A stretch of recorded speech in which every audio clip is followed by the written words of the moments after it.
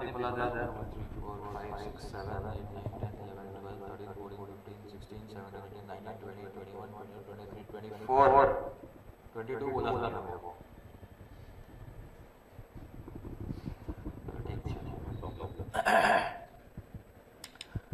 So all of you are here with a dream of doing CA. हो जाएगा। See, CA clear करने के लिए ना तुम्हारा कौन सितंबर का रिटर्न था। अभी क्या चल रहा है? मार्च है ना? अप्रैल में जून जुलाई अगस्त 6 महीना एग्जैक्ट 6 महीने में तो यार दुनिया पार हो जाएगी। तुम्हारे लिए कुछ जगह गई है। तुम्हारा 12th का एग्जाम चल रहा है। आईटी वाईटी कुछ बाकी है? ऐसा क्यों बोलते हो? कोई है आईटी वाला? ठीक है। तो सीए 6 महीने तो यार फेल होना इम्पॉसिबल है। But there is only one condition. वो है कि एवरी डे जो क्लास में होता है ना घर के वापस करना आता है तो ही आगे सीए क्लियर होता है, वरना नहीं होता। Any subject all subjects accounts में जो सब क्लास में हो गए फिर से घर पे जाके करो, मैथ्स में वापस घर पे जाके करो। एंड ऑफ कोर्स वक्त तो अलग होता है बट क्लास में सब वापस होने चाहिए। तो नई टाइम मिलता है तो एक थोड़ा ओरली करो, ज्यादा आपको टीचर बताएंगे। पर एक बात करता हूं, सेम विद थियरी में स्पेशली लॉ में तो घर पे आके वापस करना ही पड़ेगा, बिकॉज लॉ तुम्हारा सब्जेक्टिव है। व्हाट इज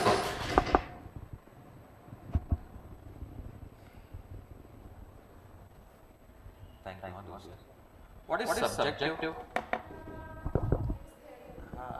सब्जेक्टिव मतलब लिखने का है भाई, डिस्क्रिप्टिव है। बाकी तुम्हारा मैथ्स और इको तो एमसीक्यूज है। बराबर तो भगवान का नाम ले दिया, मतलब पढ़ के ही जाना है। बट कहीं पे नहीं हो पढ़े से तो देखो चलेगा। तो रीड प्रॉपर्ली एंड बुक। अब अचानक से तुमको एग्जाम में एकदम मैंने जो पूछ जाते हैं ना, अब मेरे को मेरे अच्छा कोई लोग तो लॉजिक बहुत अलग होते हैं। मेरे को अभी से पढ़ा याद आता है, मेरे लास्ट में एक गाड़ी है। अरे गधे ये कोई तेरा 11 12 या 9 10 स्टैंडर्ड का क्लास में करेगा, अभी से करेगा तो मुश्किल से होगा। तो सीए में क्या होता है, एग्जाम क्या उसके पहले हर एक चीज 10 बार होगी। कितने बार? तुम एक बार के चक्कर में एग्जाम्पल एक बार में नहीं होगा भाई।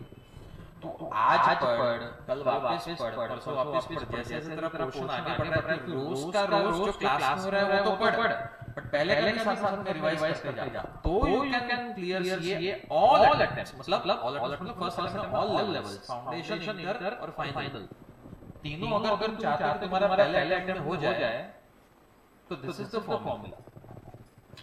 तो सीए जो करने का है ना, जो क्लियर होते हैं, जो लोग सीए क्लियर हो जाते हैं, वो लोग कोई ऐसा नहीं कि बहुत इंटेलिजेंट है और नहीं करते हुए ऐसा नहीं। It is not about intellect, it is about this thing, it is about आलस। जो आलस करते हैं वो रह जाता है, आलस निकल जाता है। इसमें और कुछ नहीं है, इसमें क्वांटिटी है भाई। ये मोटी बुकें है तो टाइम चाहिए, तो अचानक से नहीं कर सकते हो पिछले 1-2 महीने में। तो do it right from day 1, that's it, और कुछ नहीं है। बाकी कोई भी ऐसी चीज तो होगी नहीं जो तुमको समझ में नहीं आएगी। क्यों नहीं आएगी? तुमने क्लासेस ज्वाइन की है, कुछ ना समझे तो बैठे ही है। ऐसा तो पॉसिबल है मेरे को समझ में नहीं आता, we will explain 10 times, but then it is up to you how much time you are giving. बात समझ में आई क्या? So it is about the time and nothing else. To give more and more time to your studies and will definitely. और उससे क्या दूसरा क्या होता है, लास्ट क्लास में फिर इतना प्रेशर आता है, बीमार पड़ जाता है। अबे तुमको मैं अभी से ऐसा कोई नहीं बोल रहा कि आज से लाइफ सब छोड़ दे, खाली पढ़ाई, ऐसा कोई बोल नहीं रहा है तेरे को। तू सब कर, तो तू एंड लास्ट डे तक सब कर। 10 बार अगर सब पढ़ के हो गया ना तो लास्ट पे सोचेगा अब करूं क्या। तो तू लास्ट एग्जाम एक दिन पहले तो इंस्टा देख सकता है, समझा? कल एग्जाम है, आज भी तो थोड़ी देर तू इंस्टा एफबी सब अपलोड कर सकता है if you have done everything through out. वरना लास्ट तक में ऐसे तुम्हारे लग जाएंगे ना कहीं के नहीं, तो समझे?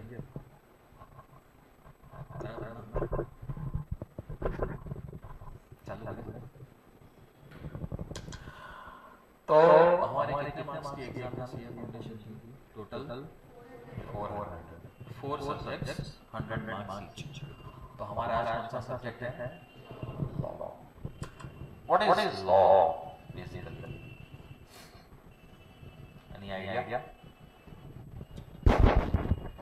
सॉरी करेक्ट कानून, रूल्स एंड रेगुलेशंस। एक चार्टर्ड अकाउंटेंट होने के नाते सारे के सारे रूल्स एंड रेगुलेशंस तुम्हें कंठस्थ होने चाहिए। उनपे कंठस्थ बाय हार्ट फॉलो। कैसे मालूम हुआ तो फॉलो करेगी ना? क्या होना चाहिए? By heart. Law CA foundation में सबसे ज्यादा फेलियर्स किस में होते हैं? लॉ में। क्यों? क्या मार कौन है जरा देख मेरे पीछे वाले कौन था? अच्छा हाँ, क्या नहीं होता? बाय हार्ट नहीं होता है। यस, क्यों नहीं होता? दिया पहले अटेम्प्ट, एक अटेम्प्ट दिया तो कैसे कॉन्फिडेंटली बोल रहा है? अच्छा भाई लोग 10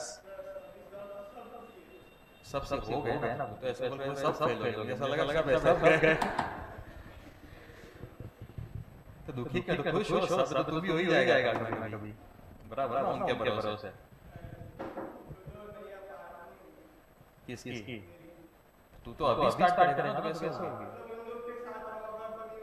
अच्छा ऐसा है, तो बस हो जा, जुदा हो जा, मत देखना मुंह सबको। तो हाँ ऐसा होता है ना, मेरा क्या तेरा नहीं होगा। तो मैं क्या कह रहा था लॉ के बारे में? बेटा ध्यान दे, इधर ध्यान दे, उसको क्या देख के करेगा? कुछ नहीं होगा। तो क्या बोल रहा था? तो लॉ में सबसे ज्यादा फेलियर्स क्यों होते हैं पता है? क्योंकि सबसे पहली बात ये थियरी सब्जेक्ट है ना, एंड थियरी को अपन ऑलवेज फॉर ग्रांटेड लेते हैं। बचपन से अपने को ये संस्कार दिए गए हैं। क्या संस्कार दिए? ये थियरी चले हमारे बच्चे से बीच में तुम अकाउंट्स मैथ्स करते रहते हो, एंड लास्ट लॉ में लगते हो। लॉ को जरा लाइट मत लेना, क्योंकि ये थियरी है ना, इसमें फेक फक नहीं चलेगा। वैसे सीए में फेक फक चलता ही नहीं है, तुम्हारी स्कूल कॉलेज की बात और थी, बट लॉ में जरा भी नहीं। लॉ में जो लिखना होता है वही लिखना होता है। उसमें तेरा कुछ आइडियाज नहीं, इसमें तेरी फिलॉसफी नहीं चलती। जो कानून ने बोला है वही बोला है। वो एक्ट के अंदर लिखा है कि सेक्शन 2 ऐसा बोलता है, तो वही वर्डिंग्स लिखने पड़ेंगे। समझ में आई बात? तो पहली बात वो है। अब वो क्या तू इतने सारे सेक्शंस, इतने सारे डेफिनेशंस सब तेरे को अचानक से लास्ट पे याद हो जाएंगे?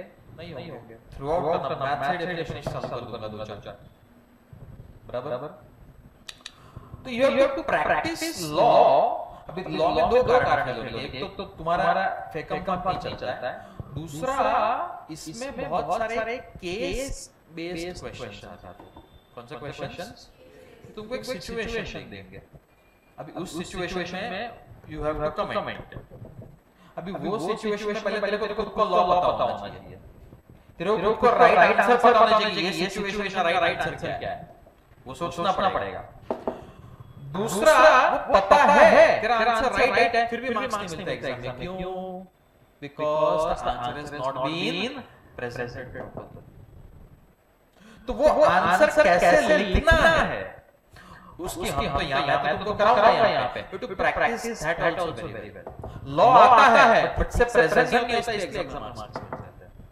How to write the answer law is very important, and उसका प्रैक्टिस तो वैसे ही करना पड़ेगा जैसे मैथ्स और अकाउंट्स प्रैक्टिस करते हो। तो don't treat law as theory, treat it like practical subject. उसके सब कर इसके भी केस लॉ को करने पड़ेंगे, इसके भी डेफिनेशन बार-बार रिवाइज करने पड़ेंगे। सो मेक श्योर कि लॉ में तुम्हारी डंडी ना लगे, बाकी सब में नहीं लगे, निकल जाओ। फोकस ऑन लॉ, मतलब फोकस नहीं ऐसे बोलना law focus everything, but don't take law for granted. बराबर? वैसे भी इसका वेटेज कुछ कम नहीं है, पहले कम था और लॉ गेट मार्क्स। अच्छा, law and accounts, these are the two subjects will be with you forever. All the 3 levels, eco और मैथ्स तो निकल जाएंगे। Law is there in foundation also, inter also, and final also. उसका वो भी बढ़ते जाता है, वेटेज भी बढ़ते जाता है, उसका लेवल ऑफ डिफिकल्टी थोड़ा बढ़ते जाता है। अकाउंट्स तो है ही, चार्टर्ड अकाउंटेंट तो अकाउंट्स तो रहेगा ही, बट एक सीए को लॉ भी बहुत अच्छे से पता होना चाहिए। सो whenever you are studying any subject, मैं लॉ की बात कर रहा हूं, any subject ना, study it with interest, don't study from exam point of view, वरना तुम क्लियर भी नहीं करोगे, तुमको पढ़ाई करने में मजा भी नहीं आएगा, एंड जैसे तैसे करके पास हो भी जाओगे ना तो भी बहुत खराब सीए बनोगे। जैसे 3 इडियट्स नहीं देखा है, दोनों में से एक तो बोलो मालूम भी नहीं, देख समाधि में चले गए, देखा है कि नहीं देखा है 3 इडियट, उसमें वो बोलता है कि मैं इंजीनियर बनूंगा, बहुत खराब इंजीनियर बनूंगा, वो रोते हुए बोलता है ना, मत देखो क्या क्या पिक्चर, अभी देख लो, अभी टाइम है 6 महीना बाकी, जो देख लो और 4 अभी लेक्चर्स भी कम है, तो वो तुम खराब सीए बनोगे। सो डोंट चीट योर कोई भी चीज in all the 4 subjects, if you have not understood logically now ask it, मेरे को इसका जरा डीप मीनिंग समझाओ ना।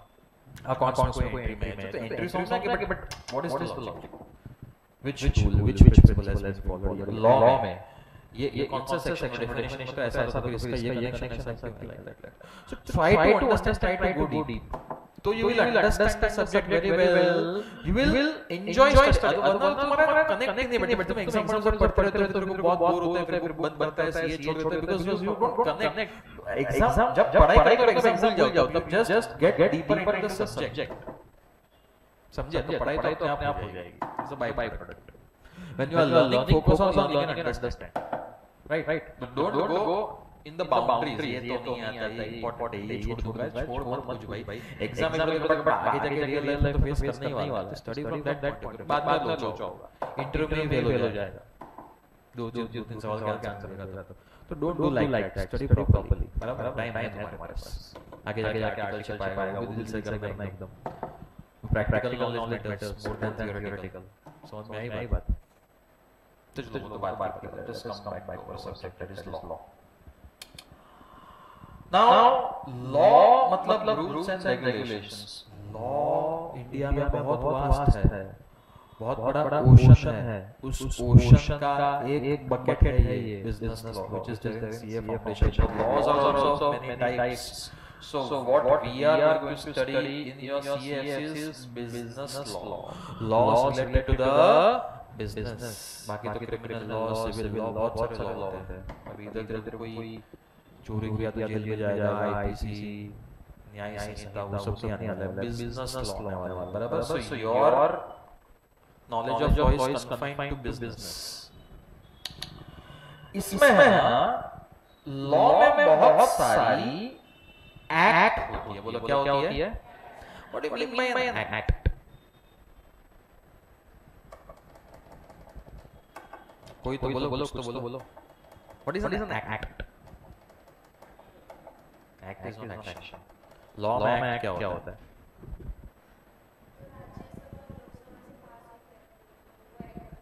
Correct. Okay, correct. What else? अच्छा, has anybody given attempt before? कोई तो था? नहीं है? तो इतना क्या शर्म यार, बोले मारना थोड़ी वाला है, क्यों दूसरी बार ऐसा थोड़ी बोला है? छोड़ो, कोई तो था, मुझे बोला बैठा। So act, yes, act जो है, act is nothing but the set of rules and regulations। अभी ये है इंडियन कॉन्ट्रैक्ट एक्ट। भारत में जितने भी कॉन्ट्रैक्ट बनते हैं, क्या बनते हैं? उससे रिलेटेड सारे रूल्स इसके अंदर लिखे हुए हैं। तो it is called as an act which contains all the rules of a particular subject. Contract के सारे रूल्स के अंदर मैंने एक कॉन्ट्रैक्ट बनाया एक दूसरे के साथ। अब तेरे और मेरे बीच में डिस्प्यूट हो गया। What is dispute? झगड़ा, मतलब नॉट फिजिकल डिस्प्यूट, मतलब हमारे बीच में कोई चीज में डिसएग्रीमेंट हो रहा है। क्या हो रहा है? हमारे व्यूज मैच नहीं कर रहे। तू बोल रहा है ऐसा करने का, मैं बोल रहा हूं ऐसा करने का। अरे बट हमारा कॉन्ट्रैक्ट ऐसा बोलेगा नहीं, ऐसा था। तो किसके बेसिस पे डिसीजन लिया जाएगा? इंडियन कॉन्ट्रैक्ट एक्ट के बेसिस पे डिसीजन लिया जाएगा। तुम तो ऑलरेडी इनफैक्ट तुमने तो थोड़ा बहुत लॉ ऑलरेडी पढ़ना शुरू कर दिया तुम्हारे 12th स्टैंडर्ड में। Which law act have you studied in 11? थोड़ा बहुत पता है अकाउंट्स में? पार्टनरशिप एक्ट, तुमने जो 12 स्टैंडर्ड 12 किया है ना अकाउंट्स, तुमने जो उसमें किया है ना, admission of partner, retirement of partner, death of partner, dissolution of partner, final accounts, ये सब में पार्टनरशिप एक्ट ऑलरेडी अप्लाई हुई है तुम्हारी। जो पार्टनरशिप एक्ट कहां गई? ये इसका थोड़ा बहुत हिस्सा बढ़ भी चुका है, दैट इज एन एक्ट। तो मुझे एक बात बताओ, पार्टनर्स के बीच में अगर एग्रीमेंट बनाया ही नहीं है तो लास्ट में प्रॉफिट्स कौन से रेशियो में शेयर होता है? किसने बोला? Partnership act. अब तू बोलेगा नहीं मैं मेरे को ज्यादा प्रॉफिट चाहिए, मेरी वजह से ये सब हो रहा है, ज्यादा नहीं चलेगा भाई, डिस्प्यूट हो गया बराबर तेरे बीच में। एक्ट ने क्या बोला? इक्वल ज्यादा चाहिए नहीं भाई एग्रीमेंट में, समझ में आई बात? So act contains rules and regulations for particular subject. जो भी तेरे बीच में डिस्प्यूट है रिलेटिव एक्ट को अप्लाई किया जाएगा और सॉल्यूशन फाइंड किया जाएगा। हमारे सिलेबस में 6 एक्ट है, ये तो रेगुलेटरी फ्रेमवर्क है, जाने दो, वो तो इंट्रोडक्शन है जो मैंने तुमको अभी बता दिया। 6 एक्ट है। एक्ट मतलब final set of rules and regulations. Starting में पार्लियामेंट में बिल प्रेजेंट होता है। क्या प्रेजेंट होता है? बिल मतलब ड्राफ्ट कि भाई मुझे ये सब रूल्स एंड रेगुलेशंस जो एक्सपर्ट्स होते हैं, लीगल एक्सपर्ट्स, वो पार्लियामेंट में थ्रू द एमएलएस प्रेजेंट करते हैं। पार्लियामेंट देखा है कभी? लोकसभा, राज्यसभा, टीवी में देखो यार कभी, कुछ तो देखो तुम, ये कोल्ड प्ले से बाहर आ जाओ, कुछ होने नहीं वाला है, काम की चीजें देखो। पार्लियामेंट में डिबेट बैठी है, वो उसके सेशन देखा करो, बहुत मजा आएगा, क्या मजा आता है उसमें। तुम देखो एक परफॉर्मेंस देखो लोगों के, एक बाजू राहुल खड़ा होता है स्टेज ऊपर वगैरह, बिल्कुल उसका एकदम टाइट और क्या बोलता है, उसको स्क्रिप्ट दिया होता है, उसको नहीं पता क्या फिर भी बोलता है, सामने इधर मोदी जी जवाब देते हैं, अरे मजा आता है। देखो सही पार्लियामेंट उसमें बिल्स प्रेजेंट होते हैं, फिर दोनों sides majority of the members should approve in Lok Sabha also and in Rajya Sabha also, तो वो एक्ट बन जाता है। अभी हमको तो एक्ट पढ़ने का कैसे बनाना नहीं पढ़ने का। अभी इतनी सारी एक्ट है तुम्हारे सिलेबस में, 6 एक्ट है। Indian contract act, sale of goods act. Sale of goods act मतलब गुड्स अगर तुमने किसी को बेचा है, क्या बेचा है? गुड्स, तो उससे रिलेटेड सारे रूल्स एंड रेगुलेशन कहां पे मिलेंगे? Sale of goods act. और तुमको पता है मजे की बात बताऊं, मजा आ जाएगा उसको सुन के। सेल ऑफ गुड्स एक्ट ने गुड्स को भी डिफाइन किया है। किसको डिफाइन किया है? तुम्हें गुड्स का डेफिनेशन पता है? क्या तुम गुड्स नाम पे लिबास क्या 2 साल क्या पढ़ रहे हो फिर? What are goods? Goods, assets, क्या फर्क है दोनों में? क्या है क्या बात? हाँ, come again. Are called as goods and which are not for sale are called as, ये नहीं पता तुमको? 12वीं पास हो गए तो भी? अरे पता सीरियसली पूछ रहा हूँ, पता था कि नहीं पता था? तुम लोगों ने 2 साल अकाउंट्स पढ़ा ना, उसमें गुड्स का क्या डेफिनेशन पढ़ा है? ये नहीं पढ़ा है? The objects, the commodities which are purchased for resale, जिसका मैं बिजनेस करता हूँ वो गुड्स है, और जिसको मैं यूज करता हूँ मेरा क्या है? ये पता है कि नहीं पता है? 2 साल पढ़ रहे हो अकाउंट्स, अभी अकाउंट्स वापस पढ़ोगे, कल नियति में मैंने लेक्चर दिया, अभी आगे नियति में लेक्चर्स देंगे तो तुमको गुड्स का डेफिनेशन यही पढ़ाएगी। क्या पढ़ाएगी?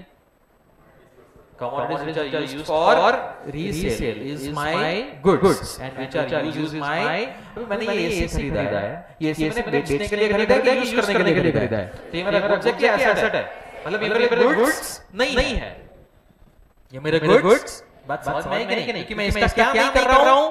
बिजनेस नहीं कर रहा हूं। अरे हाँ के ना, लॉ में भी तो ये क्वेश्चन आता है। सेल ऑफ गुड्स एक्ट में तुमको क्वेश्चन आएगा, identify whether the following items are goods और नॉट। फिर तेरे को पूछूंगा मैं, AC purchase for use, AC purchase for personal use, AC purchase not for resale but for use. बोलो गुड्स एक्ट की नहीं है। एसी परचेज अच्छा मैं तुमको AC purchase for resale goods है कि नहीं है? AC purchase for personal use goods है कि नहीं है? है कि नहीं है? नहीं है, रॉन्ग। क्योंकि तुम अकाउंट से पढ़ रहे हो, तुम लॉ पढ़ रहे हो। एंड लॉ का डेफिनेशन गुड्स का अलग है, अकाउंट्स का डेफिनेशन गुड्स का अलग है, इकोनॉमिक्स का अलग है, सबका अलग अलग है। अकाउंट्स में गुड्स मतलब जिस चीज का धंधा कर रहे हो, ये ऐसे मेरे लिए गुड्स नहीं है, बट जिसने बेचा उसके लिए गुड्स है। आई डोंट नो ये पता 2 साल से अकाउंट्स तो पढ़ ही रहे हो ना। मैं तो लॉ की बात कर रहा था, मैंने सोचा पहले अकाउंट्स की बात कर लूं, 2 साल से पढ़ रहे हो ऑलरेडी। तुमने कहां पे किया 11 12 क्लासेस किए थे? कहीं पे ज्वाइन? कहां पे थे? ऐसा कोई रैंडम कुछ तो बोलो। कुर्ला। तुम कहां थे? किसने यहां पे केशव बोला? क्लासेस तो ज्वाइन किए थे कि नहीं यहां पे कोई? घाटकोपर पर क्लासेस ज्वाइन किया था? हमारा भले पीए मैसेज ने अपना पूरी टीम बहुत पुरानी है। हमारी टीम के पास में पढ़ा है पहले? नहीं छोड़ो। मैं इसलिए पूछ रहा था, आई वांटेड टू नो कि how much you know in self study किया था 2 साल कहीं ना कहीं किया, कुछ गुड्स ने सिखाया होगा। Self study is very dangerous commerce में। कोई मैं तीर मारता हूं हाथ से पढ़ता हूं, अरे भाई अकाउंट्स का बेसिक समझ नहीं आता है। क्लासेस थोड़ा बहुत ज्वाइन करो, कॉलेज में कुछ पढ़ाते हैं हमको पता है, पढ़ाते हैं रॉन्ग पढ़ाते हैं। क्लासेस थोड़ा बहुत ज्वाइन किया। तो गुड्स का डेफिनेशन लॉ ने तो पूरा अलग, क्योंकि अकाउंट्स में क्यों अलग डेफिनेशन लॉ में क्यों अलग है? ये नॉर्मली ये कोई समझाता नहीं है, बट मैं को इसलिए समझा रहा हूं बिकॉज़ मैंने जो तुम 5 मिनट पहले बताया, तुम सब्जेक्ट को गहराई से समझोगे तो मजा आएगा। अकाउंट्स में इसलिए अलग है बिकॉज़ जिसने वो डेफिनेशन बनाया है उसका एक पर्पस, उसका क्या पर्पस था कि जो चीजें मैं रोज यूज करूंगा और जिसका मैं बिजनेस करूंगा उसका अकाउंटिंग अलग अलग करना है। जिस चीज का मैं बिजनेस कर रहा हूं ना, उसको परचेज एंड सेल्स कंसिडर करना है, उसको रेवेन्यू एक्सपेंडिचर कंसिडर करना है, you know revenue expenditure, capital expenditure. And जिसको मैं यूज करने वाला हूं लॉन्ग टर्म के लिए, उसको कैपिटल एक्सपेंडिचर कंसीडर करना है, तो उसको बैलेंस शीट में डालना है, इसको पीएनएल में डालना है। तो डेफिनेशन वही सब से बना है। इसको फर्क नहीं पड़ता है, किसको? लॉ को फर्क नहीं पड़ता है। तूने जो एसी खरीदा है अब आगे जाके बेचेगा या खुद यूज करेगा, ये बोलता है मेरे को फर्क नहीं पड़ता है।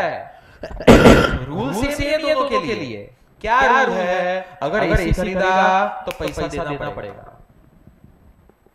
अगर पैसा नहीं देगा तो जेल में जाएगा। अब उससे फर्क पड़ता है क्या कि आगे क्या करने वाला है? मैं बेचूंगा, मैं बेचने वाला हूं कि पैसा होता है क्या? मैं यूज करने वाला हूं, कुछ भी हो, लॉ सेम है दोनों के लिए। तो लॉ ने डिस्टिंक्शन नहीं रखा है। लॉ ने बोला है every kind of movable property, क्या बोला? Every kind of is goods. खत्म। तू उसका बिजनेस कर या तू उसका बिजनेस मत कर, लॉ को फर्क पड़ता है। तो अकाउंट्स में अगर तेरे को अकाउंट्स का पेपर लिख रहा है, तेरे को पूछे AC purchase for personal use goods और नो, आंसर इज नो। लॉ में पूछे गुड्स और answer is yes, movable property है। सो ये तो छोटा सा एग्जांपल है। तो अंडरस्टैंड द सब्जेक्ट, समझ में आई बात? Then there is real partnership act, जिसका आपको बेसिक्स ऑलरेडी पता है, डीप में तो पढ़ेंगे। जो पार्टनरशिप होती है दो जन के बीच में, तो क्या क्या लॉस फॉलो करने हैं, प्रॉफिट शेयरिंग रेशियो कैसे होगा, कैसे नहीं होगा, ये सब तुमने ये कांसेप्ट सुना नहीं होगा। लिमिटेड लायबिलिटी पार्टनरशिप सुना है? OC no, I don't have a track of what is going OC and S level. OC में कवर किया, ओसीएस में नहीं किया। नहीं इसने बोल रहे, मतलब नहीं किया होगा। था 11 तो बहुत साल हो गए बोल गए। लिमिटेड लायबिलिटी, मुझे एक बात बताओ, पार्टनर्स की लायबिलिटी लिमिटेड होती है क्या? अनलिमिटेड होती है। लेकिन देयर इज आल्सो मॉडल जो पार्टनर्स की लायबिलिटी क्या होती है? लिमिटेड। तो वो एक्ट 2008 उसके पहले नहीं थी। पार्टनरशिप तो सदियों से चली आ रही है, 1922 भी अमेंडमेंट उसके पहले भी थी, बट 2008 में ये कांसेप्ट आया है इंडिया में। पहले बाहर आ चुका था भारत में कि भाई पार्टनर्स की लायबिलिटी लिमिटेड होती है। तो फिर अरे तो जिम्मेदारी कौन उठाएगा, देखेंगे जब वो एक्ट करेंगे। And then this is a very beautiful act called as the Companies Act. इसका भी introduction तुम्हारा हो गया, तुमने कंपनी अकाउंट से शुरू कर दिया already. So issue of shares and all that. So Companies Act is a very beautiful act. इसमें अभी Companies Act चलती जाएगी, इंटर में फाइनल में भी आएगी। कंपनीज एक्ट तो बहुत बड़ी है, इसका छोटा सा पार्ट है फाउंडेशन, तो related to companies it is very interesting. And finally negotiable instruments act. Negotiable instrument मतलब जो इंस्ट्रूमेंट्स हम नेगोशिएट करते हैं, हम ट्रेडिंग करते हैं, जैसे cheque, bills of exchange, draft, ये सब सुना है, ये सारा नेगोशिएशन इंस्ट्रूमेंट्स होते हैं। इससे रिलेटेड रूल्स एंड रेगुलेशंस यहां पे। तो ब्रॉडली 6 एक्ट्स, कितनी एक्ट्स है, उसमें से सबसे इंपॉर्टेंट है, जो सबसे ज्यादा कवरेज है मार्क्स का, वो है contract act, sale of goods act and companies act. ये तीन का सबसे ज्यादा वेटेज है एग्जाम में। इन तीन में से कुछ भी तुम ऑप्शन, वैसे ऑप्शन कुछ छोड़ने का नहीं, बट मैं तुमको बोल रहा हूं ये तीन में से सोच ही नहीं सकते। कोई अगर शॉर्टकट सोच भी रहा है तो ये तीन तो कंपल्सरी है। एलएल छोटा सा एक्ट है, छोटा सा पार्टनरशिप मीडिया में इज इजी, तो सीएसपी है थोड़ा डीप में। एंड ये इसमें कभी-कभी कोई लोग थोड़ी बहुत डिफिकल्टी होती है, तो जो शॉर्टकट वाले लोग थोड़ा इसमें से ऑप्शन में छोड़ देते हैं। I don't recommend anything in option, but छोड़ने वाले छोड़ते हैं। बाकी विद तो ये शॉर्ट भी एनीथिंग इन ऑप्शन। करेक्ट। अब मैं सबसे पहले जो एक्ट चालू करने वाला हूं वो कंपनीज एक्ट, क्योंकि हम यहाँ पे क्या करते हैं कि सारे प्रोफेसर्स एक सीक्वेंस में जाते हैं, बिकॉज़ वही सब हमारी टेस्ट सीरीज भी होती है, तो we all have mutual will start companies act. But I still prefer starting में एक दो लेक्चर में I introduce few definitions of contract act, क्योंकि ये बहुत ही बेसिक है, जो लॉ शुरुआत करते ही पता होना चाहिए सबको। फिर ये पूरी एक्ट डिटेल में सबसे बड़ी एक्ट है, देखो 151 पेजेस, ये सबसे बड़ी एक्ट, इसकी सब डिटेल में बाद में पढ़ेंगे। पहले इसके पूरे डेफिनेशन पढ़ेंगे, then I go to companies act, I will complete this act full. Correct. लेकिन कंपनीज एक्ट को, और कंपनीज एक्ट इजी है, ये एक्ट इतना बड़ा है ना कि जब मैं इसको पढ़ाऊंगा तो फिर से एक बार पढ़ूंगा, but I will start with few definitions, जिससे पता चलेगा लॉ एग्जैक्टली है क्या। वो कंपनीज एक्ट से नहीं पता चलेगा, कंपनीज एक्ट तो इजी है बहुत, तो क्या इतना इजी है नहीं, तो मैं स्टार्टिंग इससे करूंगा, दो चार डेफिनेशन में कंटेस्ट करा दूंगा। What is contest? वो रोज बोलना है, रोज सुबह उठते हो ना, उठ के सबसे पहले क्या करोगे रोज सुबह? जैसे यहाँ 8 कितने बजे उठते हो? Normally there is no compulsion, college नहीं पढ़े, क्लासेस नहीं पढ़ेगा, वैसे अभी तो हमारे डिग्री कॉलेज में उठना ही पड़ेगा। अगर देखो एक और बात है, पागल की तरह कॉलेज अटेंड मत, जितना अटेंडेंस कंपल्सरी उतना ही अटेंड करना, कुछ फालतू टाइम वेस्ट होता है, पढ़ाई पे ध्यान देना, पूरा दिन जगह टाइम पास मत करना। बराबर जाना जरूरी है, तभी कितने बजे नॉर्मली उठते हो? सुबह क्या भाई, वो तो अभी लेक्चर इसके लिए ना, मैं बोल रहा हूं कुछ ना हो सकते हो तो तुम नॉर्मली कितने बजे जानती है तुम्हारी? चल 8 पकड़ लेते हैं, आई डोंट बिलीव। उठ के सबसे पहले क्या करते हो? स्नूज कर दो, आप ही सो जाते हो, कुछ तो करते होंगे। See I tell you, life please थोड़ा ऑर्गेनाइज हो जाओ, डू समथिंग इन लाइफ जो तुम्हारा स्पिरिचुअल है पहले वो करना चाहिए, फिर हेल्थ के बारे में थोड़ा किया करो। लाइफ में एक बात समझ जाना, तुम कुछ भी कर लो, कितने भी बड़े चार्टर्ड अकाउंटेंट बन जाओ, कितने भी सक्सेसफुल हो जाओ, if your health does not support you, कोई सक्सेस लाइफ का काम नहीं है। अभी तो कुछ पता नहीं चलेगा कितने हो तुम, 20 हुए? 20 भी नहीं हुए, 17 थाली, 18 बहुत ज्यादा छोटे नहीं हो, तो अभी तो कुछ पता ही नहीं चलेगा हमारी हेल्थ के साथ क्या हो रहा है। But once after 2 more decades जब तुम सक्सेसफुल हो जाओगे, जब पैसा आएगा, तब तुम पैसा से एंजॉय करने लायक नहीं बचेगा। If you are not taking care of your health from this age, now taking care of health is to have a balanced approach in life. Sleep should be good, not too much, but at least 6 hours, 7 to 8 hours. Don't sleep very late at night.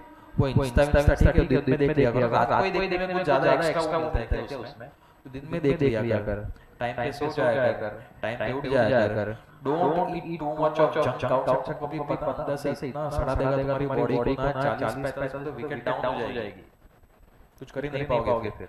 Stop eating too much of junk. और जब को party शार्टी करने की आदत पड़ी तो जरा limit में करना शुरू करो लाइफ में हो, है ना, इससे ज्यादा क्या बोलूं। फिर balance approach, do some exercise, yoga करना शुरू करो, वॉक थोड़ा, स्पोर्ट्स खेलते हो तो अच्छा है, but please give importance to your health. But मैं इसकी बात कर रहा था कि उठ के सुबह ना मैं थोड़ा डेफिनेशन का करूंगा ना, रोज में 4-5 बार लेने का फटाफट भगवान का नाम लेते ना, मंत्र वैसे रोज बोलते रहने का। See exam will write it, सबसे पहला तुम्हारा लॉकअप पेपर खत्म होगा, जो मैं तो कराऊंगा तुम रोज घर में रखना, लॉकअप पेपर ही ओपन कर जाता है। दूसरा कंप्लेंट है कि लॉकअप पेपर बहुत लेंथी था, पर लेंथी हो गया, सोचने का टाइम थोड़ी होता, तो फटाफट लिखने का होता है, 6 महीने जो पढ़ा है वो टाइम पे सोचने का थोड़ी होता है, बराबर। तो we will practice every day what is going to come in exam. So let's start Shri Ganesh करते with our very first definition, very first chapter, Indian Contract Act. मैं Companies Act करूँगा, but as I will start few definitions of contract.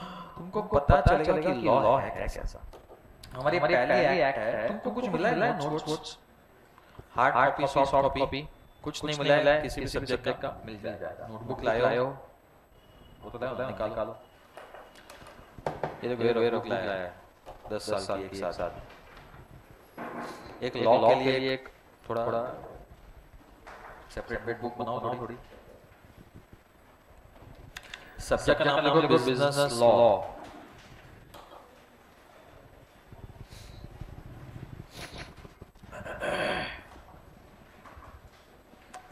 Subject का नाम business law.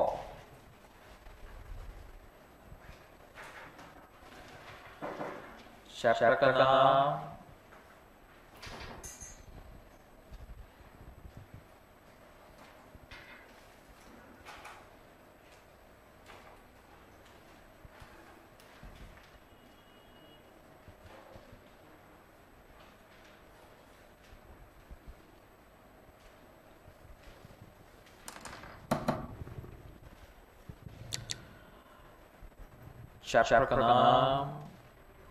The Indian Contract Act 1872. The Indian Contract Act 1872.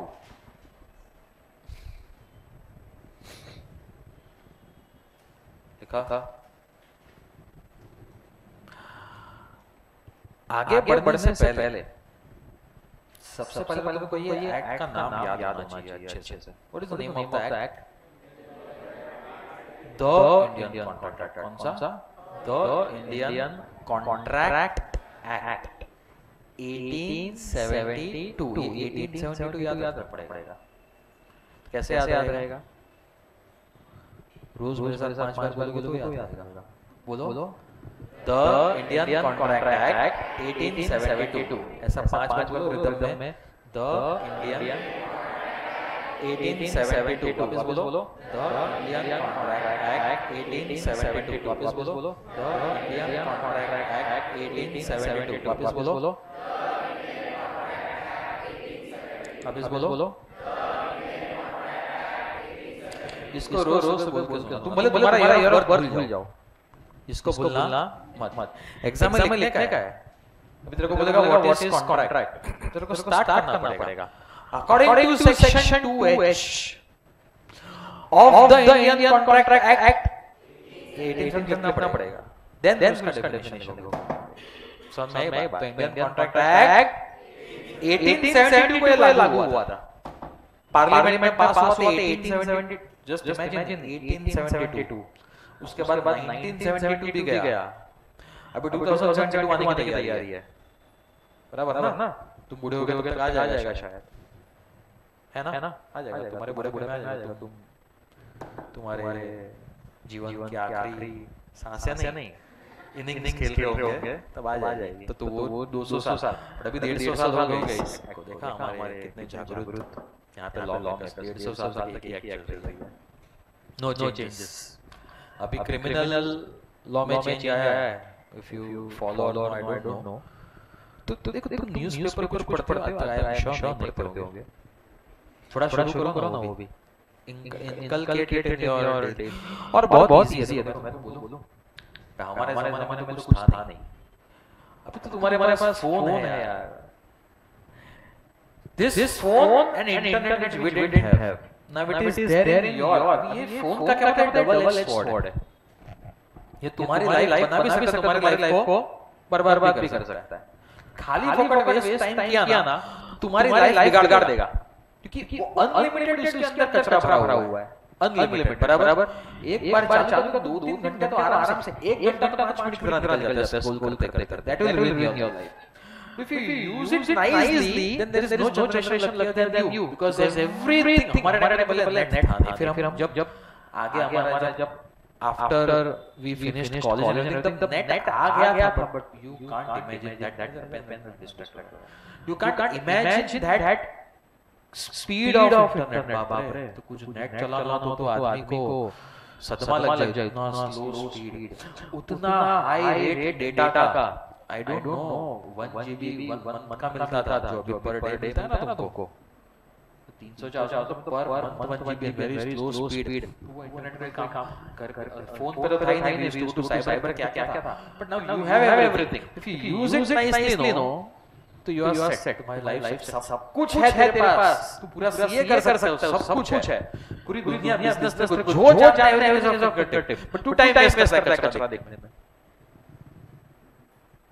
इस तरह से TikTok ban कर दिया यार, तुम्हारे पास और खुल गए। चाइना में टिकटॉक में अपने पास नहीं दिखाते थे, बाकी सब वर्ल्ड जान स्ट्रेटजी देता है, उधर अच्छे वीडियो दिखाते हैं, बकवास वीडियो बैन कर दिया। समझो थोड़ा कहां पे टाइम वेस्ट कर रहे हो। तो मैं ये बात इसमें न्यूज़पेपर की बात कर रहा था। तो न्यूज़पेपर फोन में अभी ऐप है, तो टाइम्स ऑफ इंडिया का ऐप डाउनलोड करो, आ गया। पैसा नहीं खर्चने का है, इकोनॉमिक टाइम्स का ऐप डाउनलोड करना चालू कर। कहां पैसा खर्चने का है, बात समझ में। थोड़ा तो चालू करो रोज। Just read the headlines, interesting going, don't read that ET and all. मतलब क्या, वो इकोनॉमिक टाइम्स बराबर है, वो तुम्हारा बराबर टाइम्स सब पढ़ा करो प्लीज।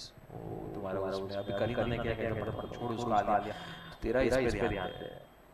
तो मार्केट्स के बारे में पढ़ो, क्या चल रहा है, what is happening, try to understand things. बराबर। तो न्यूज़पेपर पढ़ो थोड़ा बहुत। तो मैं बात कर रहा था इंडियन कॉन्ट्रैक्ट एक्ट की। इंडियन कॉन्ट्रैक्ट एक्ट कभी लागू पड़ा था 1872। अभी इंडियन कॉन्ट्रैक्ट एक्ट, मुझे बात बताता हूं, ये एक्ट जो है ये किस चीज को कवर करता है, किसके बारे में ये एक्ट बनी है? अरे नाम नहीं लिखा है। भारत में कहां पे जितने भी कॉन्ट्रैक्ट बनेंगे ना, सबके ऊपर ये एक्ट लागू हो जाए। तो मुझे बताओ, what do you understand by the void contract? जो भी बोलो जोर से बोलना please. Agreement, mutual agreement, yes. What else? मुझे बोल। नहीं बोलेगा। हां बोलो। What is contract? कॉन्ट्रैक्ट मतलब agreement. So what is agreement? Contract. Two people agree on same thing. तूने और मैंने दोनों ने एक बात की, हाँ चल ऐसा करते हैं, वो अग्रीमेंट हो गया। उसको एक कॉन्ट्रैक्ट बोलते हैं। एग्जांपल तो मुझे एक अग्रीमेंट क्या कॉन्ट्रैक्ट के एग्जांपल दो कुछ। वॉलेंटरी बात करो, ऐसा क्या करूं, मेक इट वन साइडेड। क्या बोलो ना कुछ भी। Who will give me an example of contract? Yeah, agreement. Sorry? हाँ, पार्टनर्स में कॉन्ट्रैक्ट हो, बराबर। पार्टनर्स नक्की करते हो। What else?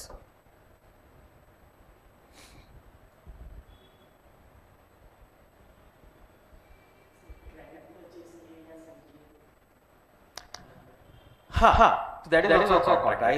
You will give me goods, I'll give you money. Correct.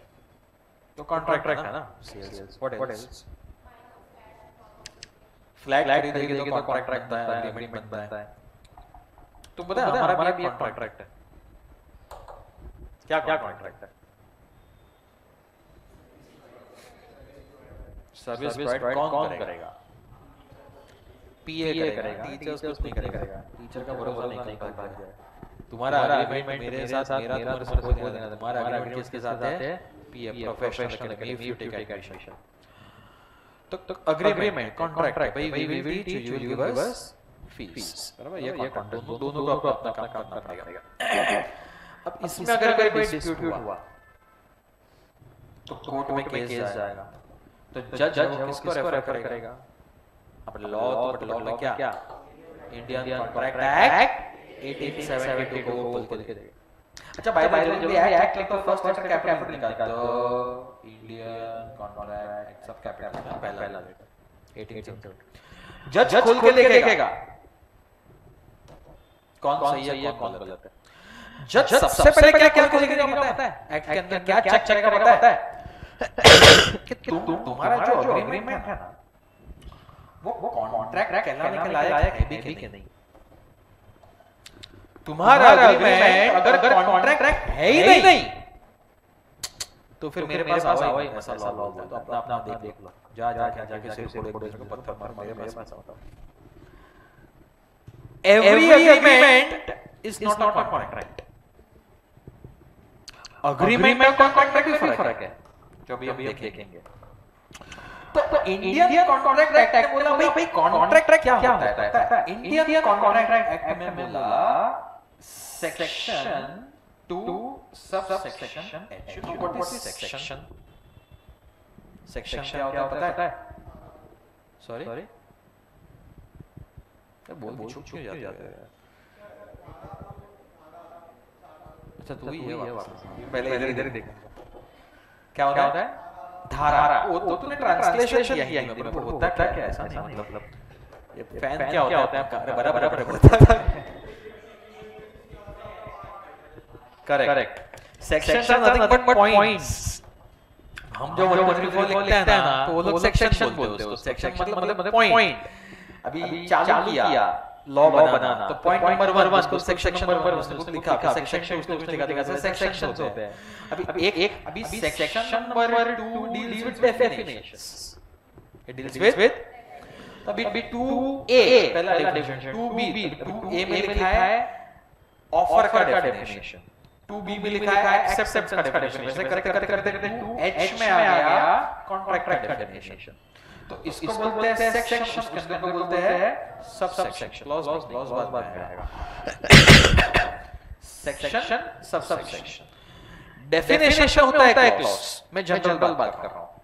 मैं तुमको सेक्शन, सबसेक्शन, क्लॉज और सब क्लॉज को बाद में समझाऊंगा। अभी हम बोलेंगे सेक्शन 2H। क्या बोलेंगे? Section 2H। कॉन्ट्रैक्ट एक्ट के सेक्शन 2H में बोला है कॉन्ट्रैक्ट क्या है। So according to Indian contract act, contract, what is contract?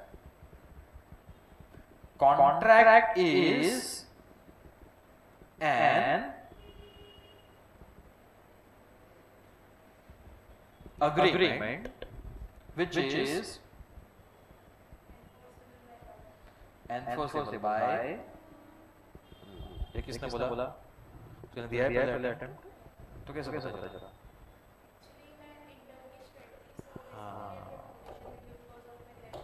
Okay.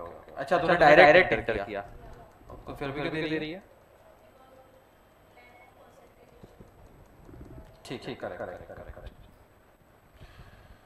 So contract is an agreement enforceable by law. जरा बोलो एक बार, contract is an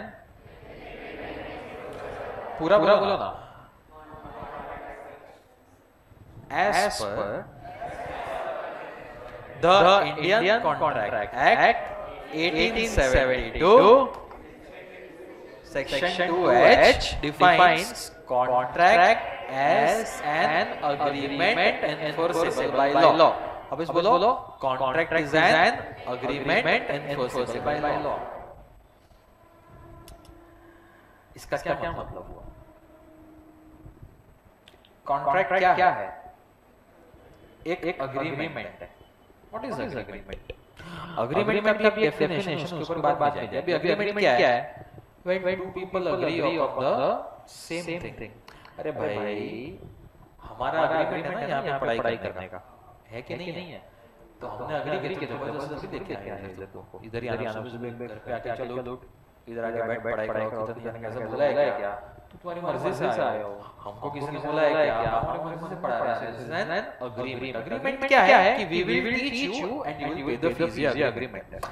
बट ये agreement should be enforceable by law. If it is not enforceable by law, so it is not a contract. Now let us understand what does this mean.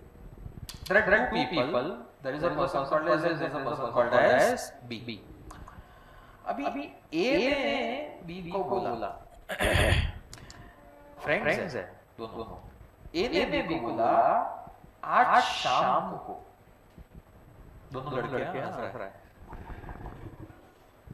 आज शाम को, शाम बोल रहा हूँ 6-7 बजे। What's your name? हर्ष। खाली नाम भी याद रख दो हर्ष। हर्ष शाम को दो लड़के A एंड B, A को बोलता है आज शाम को आजा मेरे घर पे, कम फॉर टी। अभी सब्जी भाषा में कम फॉर ड्रिंक टी रखेंगे, बाकी जो आज शाम मार पे कोई भी चलेगा। ए भी बोलता है मेरे घर पे आज शाम को तू चाय हुआ, कितने बजे आएगा? 6 बजे। ऐसा कौन बोल रहा है? किसको बोल रहा है? बी को। तो इसको क्या बोलते हैं लॉ की भाषा में? ए है ना ऑफर दे रहा है। क्या दे रहा है? ऑफर दे रहा है। ऑफर का दूसरा नाम है प्रपोजल। क्या नाम है? प्रपोजल अपना वाला नहीं, यहाँ पे proposal, offer is proposal. A B को पूछ रहा है कुछ कि भाई तू मेरे घर पे आज शाम को चाय आएगा, इसको बोलते हैं ऑफर। बी अगर बोलता है हाँ, तो इसको बोलते हैं acceptance. Proposal once accepted becomes a promise. Proposal once accepted becomes a, अभी मना नहीं कर सकता, अभी आना नहीं पड़ेगा, और इसको चाय पिलानी नहीं पड़ेगी। दोनों मान गए तो ये बताया अग्रीमेंट। अभी तुम ऐसा मत सोचना, तुमने कभी अग्रीमेंट शब्द सुना होगा, कोई घर खरीदने जा रहा है तो अग्रीमेंट की कॉपी होती है बड़ी, तो ऐसा मत समझना कि अग्रीमेंट की कॉपी हुई तो ये अग्रीमेंट है। Agreement can be oral also, ये अग्रीमेंट ही है। अग्री किया ना तो अग्रीमेंट है, लिखना जरूरी नहीं है। Agreement can be oral. तो तू आएगा मेरे घर पे, हाँ आऊंगा, खत्म, अग्रीमेंट बन गया। यहाँ पे हमारा अग्रीमेंट है, हमने बोला पढ़ोगे? हाँ पढ़ेंगे, फीस देना पड़ेगा। Okay agreement. कितना पढ़ाओगे? पूरा हम ये फाउंडेशन का पूरा पोर्शन पढ़ाएंगे। कितनी फीस होगी? इतनी फीस होगी। कब तक भरने का? इतने टाइम में भरने का। कब तक पोर्शन इतना, ये सब फिक्स है। इसको बोलते हैं अग्रीमेंट। समझ में बात, लिखना जरूरी नहीं है। अब ये दोनों के बीच में अग्रीमेंट हो गया। अब ये भाई शाम को पहुंचा ना के परफॉर्म लगा बॉडी शो। शाम को पहुंचा, एक घर पे बेल मारा 2-3 बार, इन्हें दरवाजा नहीं खोला। फिर उसको जरा लेटर मिला। अभी आजकल व्हाट्सएप आ गया, पहले जमाने में लेटर था। 18 का लेटर में लिखा था, अरे मैं मजाक किया, मैं तो घर पे हुई नहीं। ऐसा किसने बोला? किसको बोला? मुझे एक बात बताओ। तो ए ने क्या किया? अग्रीमेंट को तोड़ दिया। इसको लॉ की भाषा में बोलते हैं ब्रीच ऑफ अग्रीमेंट। क्या बोलते हैं? Breach of agreement. तोड़ना मतलब ब्रीच करना।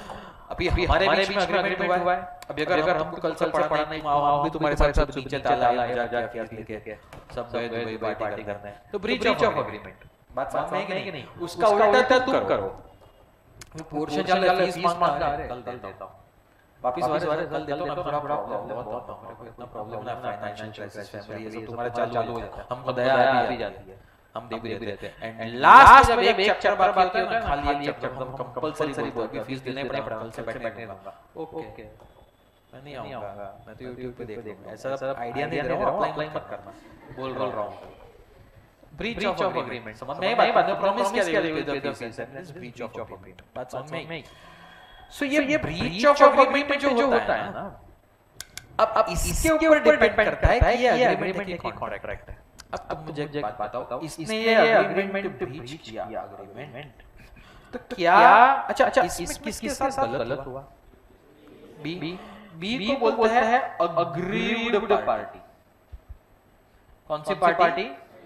अग्रीव्ड, जिसका गलत है ग्रीफ बोलते हैं उसको, उसको अग्रीव्ड पार्टी क्या बोलते हैं? अग्रीव्ड पार्टी जो है ना, वो जा सकता है कोर्ट के पास।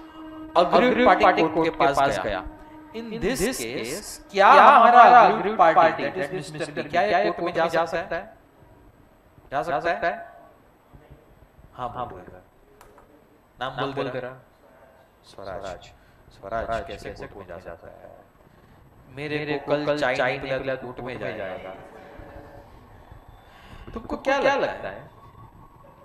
तुम कभी भी किसी के भी ऊपर कोई भी केस कर सकते हो भारत में। ऑफ कोर्स तुम्हारे पास राइट कर सकते हो, जज को तो पहले अप्लाई करना पड़ता है, एंड जज will see your application, and based on that जज will decide whether to accept your case और नॉट। क्या ऐसी एप्लीकेशन जज एक्सेप्ट करेगा?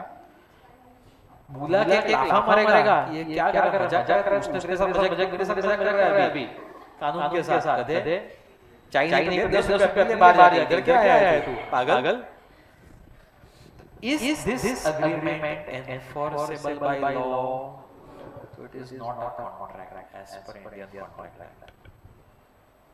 Contract कौन सा enforceable by law है? I mean agreement कौन सा enforceable by law है? हमारा agreement enforceable by law है। कल हमने तुम्हारे पास से फीस एडवांस ले ली 5000 रुपया, एडवांस तो भरना ही पड़ेगा। कल से हम सब गायब, इधर से ये का नाम भी गायब, ऊपर लिखा है नाम मजाक किया एकेडमी, एंड चले गए सब, हम सब दुबई में सब प्रोफेसर्स जकूजी सब मजा कर रहे हैं, शॉर्ट्स पहन के इंस्टाग्राम पे फोटो। तो तुम हमारे ऊपर केस कर सकते हो कि नहीं? कोर्ट तुम्हारा केस एक्सेप्ट करेगा कि नहीं? That our agreement is legally enforceable agreement. हम भी तुम्हारे ऊपर फीस क्लियर कर सकते, करते नहीं हो बात और है। हर साल कितने स्टूडेंट्स खा जाते हैं पैसा, फीस नहीं भरते, बट वी डोंट, बिकॉज़ वो तो एक डिग्निटी होती है। बाकी we can also file a suit, ये तो कोई फीस नहीं भर रहा है, we can file, police can come to and we can take it court, we can collect fees from, नहीं करेंगे डोंट वरी, बट तुम भी दे देना, ऐसा मत करना, but it is legally enforceable. समझ में आई बात? सो हमारा जो एग्रीमेंट है ना तुम्हारे साथ, this is a contract, but चाय पीने जाना इज नॉट अ, दो इट इज एन एग्रीमेंट, दो लोगों ने एग्री तो किया ना, तो it is an agreement, but it is not a contract. So what is contract? It is an agreement enforceable by law. बोलो 10 बार what is contract? It is an agreement enforceable. law में हर एक शब्द का मायना है। तुमको यही शब्द एग्जाम में लिखने, शब्द आगे पीछे नहीं करना है। तो बोलो what is contract? It is an, हम इसको एग्जैक्ट तुमको ये बुक मिल जाएगी, इसमें ना you will have the exact wordings to be written। हमने बहुत जतन से इस बुक को बनाया है, मॉड्यूल भी से ही सब का बेस है, but how to present it. सही। So what is a contract basically? Where is the zoom? सो ऐसा लिखने का, बोलो क्या लिखा है जोर से?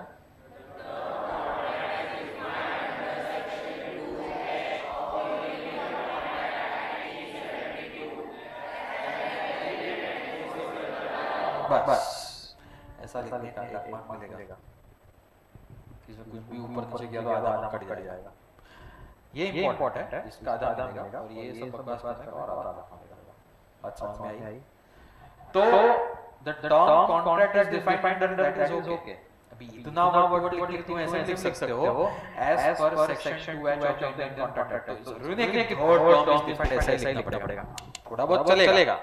इंपॉर्टेंट है ये बात कवर होनी चाहिए तुम्हारी बात में। सेक्शन 2H कवर होना चाहिए, इंडियन कॉन्ट्रैक्ट एक्ट 18 ये कवर होना चाहिए। Framing of sentence you can do, क्योंकि इन्वर्टेड कॉमास में तो इतना ही है, बाकी का तो हमने बनाया है, बराबर। तो inverted commas you can not change. तो ये जो है ना, ये लिखना पड़ेगा N agreement enforceable by law, इसमें चेंजेस नहीं कर सकते हो। मेंशन करना पड़ेगा सेक्शन एंड एक्ट का नाम। तो तुमको बोलेगा व्हाट इज अ कॉन्ट्रैक्ट, तो you can write according to section 2H of the Indian contract act, as पर section 2H of the Indian contract act, the term condition whatever you want to write, that is okay, बराबर। बट इतना और इतना ये compulsory है। तो बोलो इंडियन कॉन्ट्रैक्ट एक्ट सबसे पहला definition, what is contract under section 2H of the Indian contract act 1872, it is an agreement enforceable by law, correct?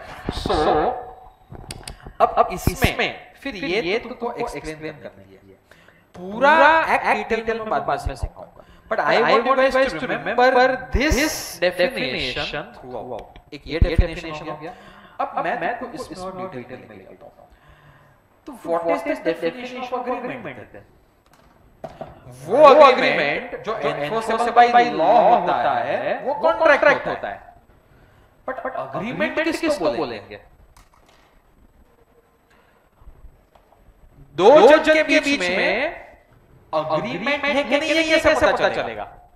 पहले तो अग्रीमेंट होना चाहिए ना, फिर सोचेंगे ये अग्रीमेंट एनफोर्सेबल बाय लॉ है कि नहीं। बट पहले अग्रीमेंट है कि नहीं वो तो चेक करना पड़ेगा कि नहीं। तो अग्रीमेंट का भी डेफिनेशन है under section 2E, under section 2E। Agreement के बारे में हमने क्या डिस्कस किया थोड़ी देर पहले? What is agreement? हमने क्या डिस्कस किया? What is agreement? To persons agree, पर ऐसा नहीं लिख सकते हैं, ये तो हमारे समझ की बात थी। तूने और मैंने किसी चीज पे अग्री किया तो अग्रीमेंट हो गया, लिखने की भी जरूरत नहीं है। ओरल एग्रीमेंट भी होता है, बट इतना सरल नहीं है भाई। देखो लॉ ने क्या बोला एग्रीमेंट के बारे में? लॉ ने बोला what is agreement, you know, every promise. अच्छा तुमने लिखा इसका डेफिनेशन लिखो एक बार, कॉन्ट्रैक्ट का डेफिनेशन लिखो। मैं तुमको थोड़ा भी लिखा हूं, बट पढ़ने का इसमें सही है, but writing practice just you remember. लिखो कॉन्ट्रैक्ट का डेफिनेशन लिखो अंडर सेक्शन 2H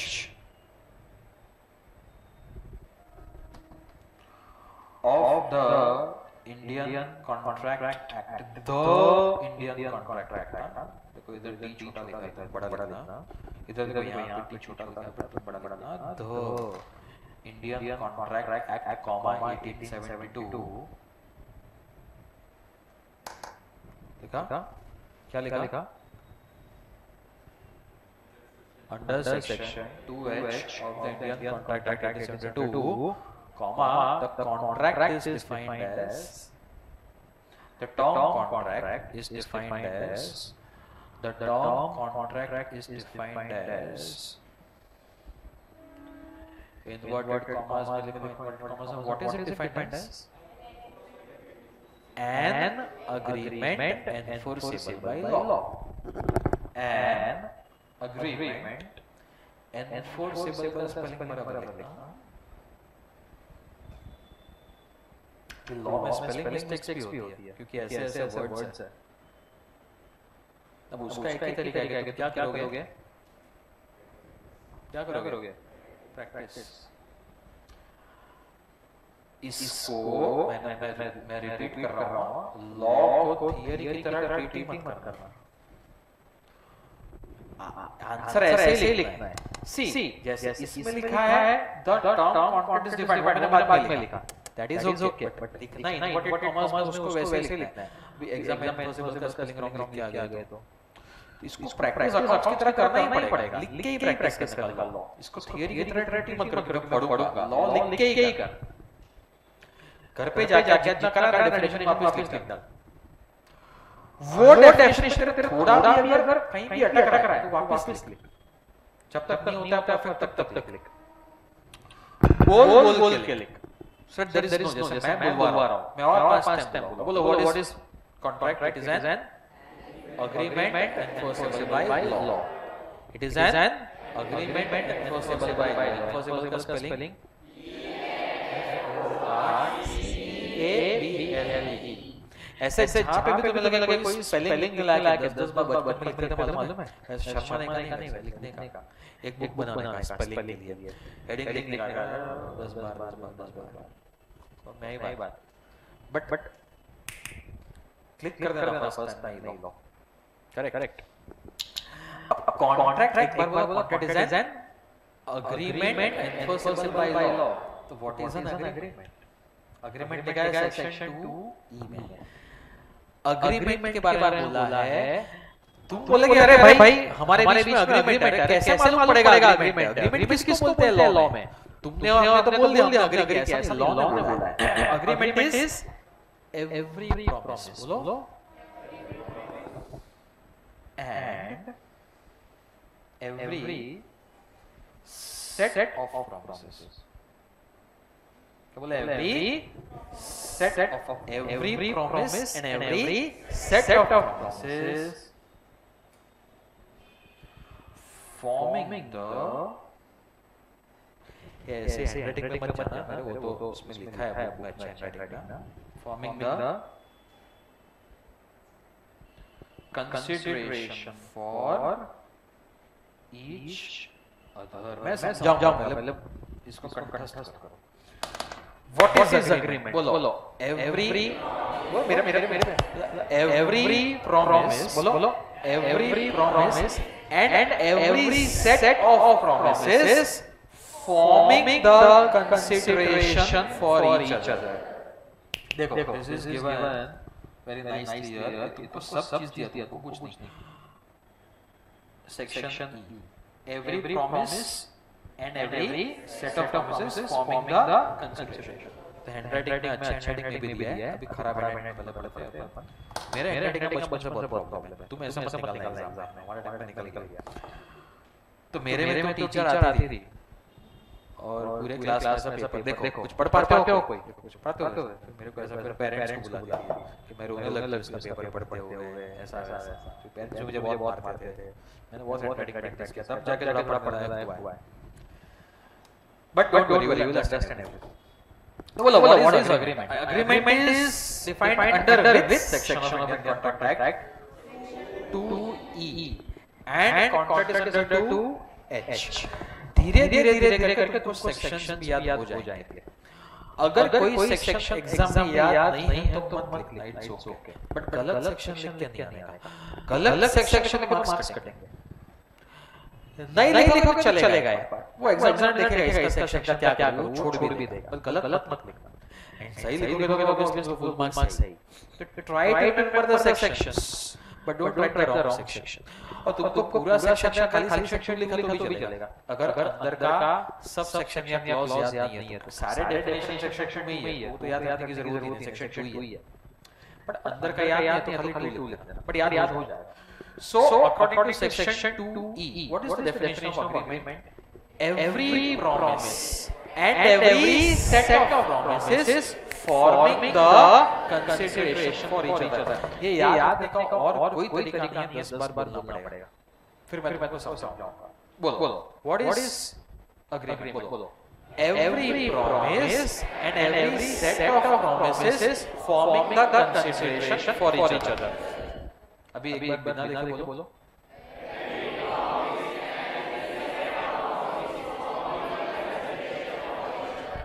अभी थोड़ा फास्ट बोलो।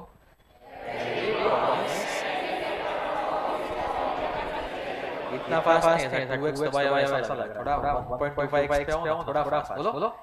Every promise and every set of promises, ये किसका डेफिनेशन है? अग्रीमेंट का, under section 2 of the Indian Contract Act। चलो इसको समझते हैं। तुमने कहा कि हमारे बीच में अग्रीमेंट है, ये वाला जो था ना, ये वाला मुझे एक बात बताइए, जो चाय वाला एग्रीमेंट जो था ये कॉन्ट्रैक्ट था कि नहीं था? क्यों नहीं था? याद रखना, लॉ के एग्जाम में खाली आंख करके लिख के नहीं आना, केस स्टडीज भी आएगा. Why is this not a contract?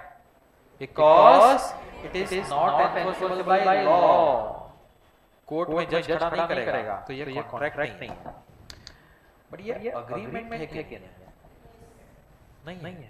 देखो ना, अग्रीमेंट का डेफिनेशन तो देखो, ये अग्रीमेंट भी नहीं है. कॉन्ट्रैक्ट छोड़ो. What is agreement? Every promise, देखो सबसे पहले तो प्रॉमिस होना चाहिए. मुझे एक बात बताओ, मैंने इसको पूछा क्या नाम है तेरा? लक्ष्य. मैंने लक्ष्य को पूछा क्या क्या मेरे घर पे शाम को चाय के लिए आएगा? उसने बोला आऊंगा. अच्छा, जब मैं उसको पूछ रहा हूं, मैं जब लक्ष्य को पूछ रहा हूं क्या मेरे घर पे चाय के लिए आएगा, तो मैं क्या दे रहा हूं उसको? ऑफर या तो प्रपोजल. वो हां बोल रहा है. हां बोलते हैं उसको क्या बोलते हैं? Acceptance of offer. क्या बोलते हैं? अगर ना बोल देते तो क्या जाएगा? Rejection of offer. क्या बन जाएगा? अभी उसने एक्सेप्ट किया, उसने एक्सेप्ट किया ना, अब ये बन गया प्रॉमिस. क्या बन गया? मैंने प्रॉमिस किया है. मैंने क्या किया है? प्रॉमिस किया है कि ये शाम को मेरे घर पे आएगा तो मैं इसको चाय पिलाऊंगा. इसको प्रॉमिस बोलते हैं. अब ये अग्रीमेंट क्यों नहीं है? Because every promise and every set of promises, set of promises थोड़ा बाजू में, इसके ऊपर बात आएंगे, but every promise should have consideration for each other. Every promise should have what? Consideration for each other. What do you mean by consideration? रुक जाना, तूने तो पढ़ा ना, सब मौका देना. What is consideration? किसने सुना है?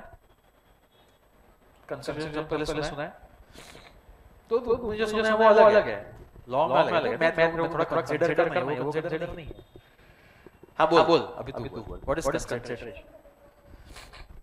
Consideration means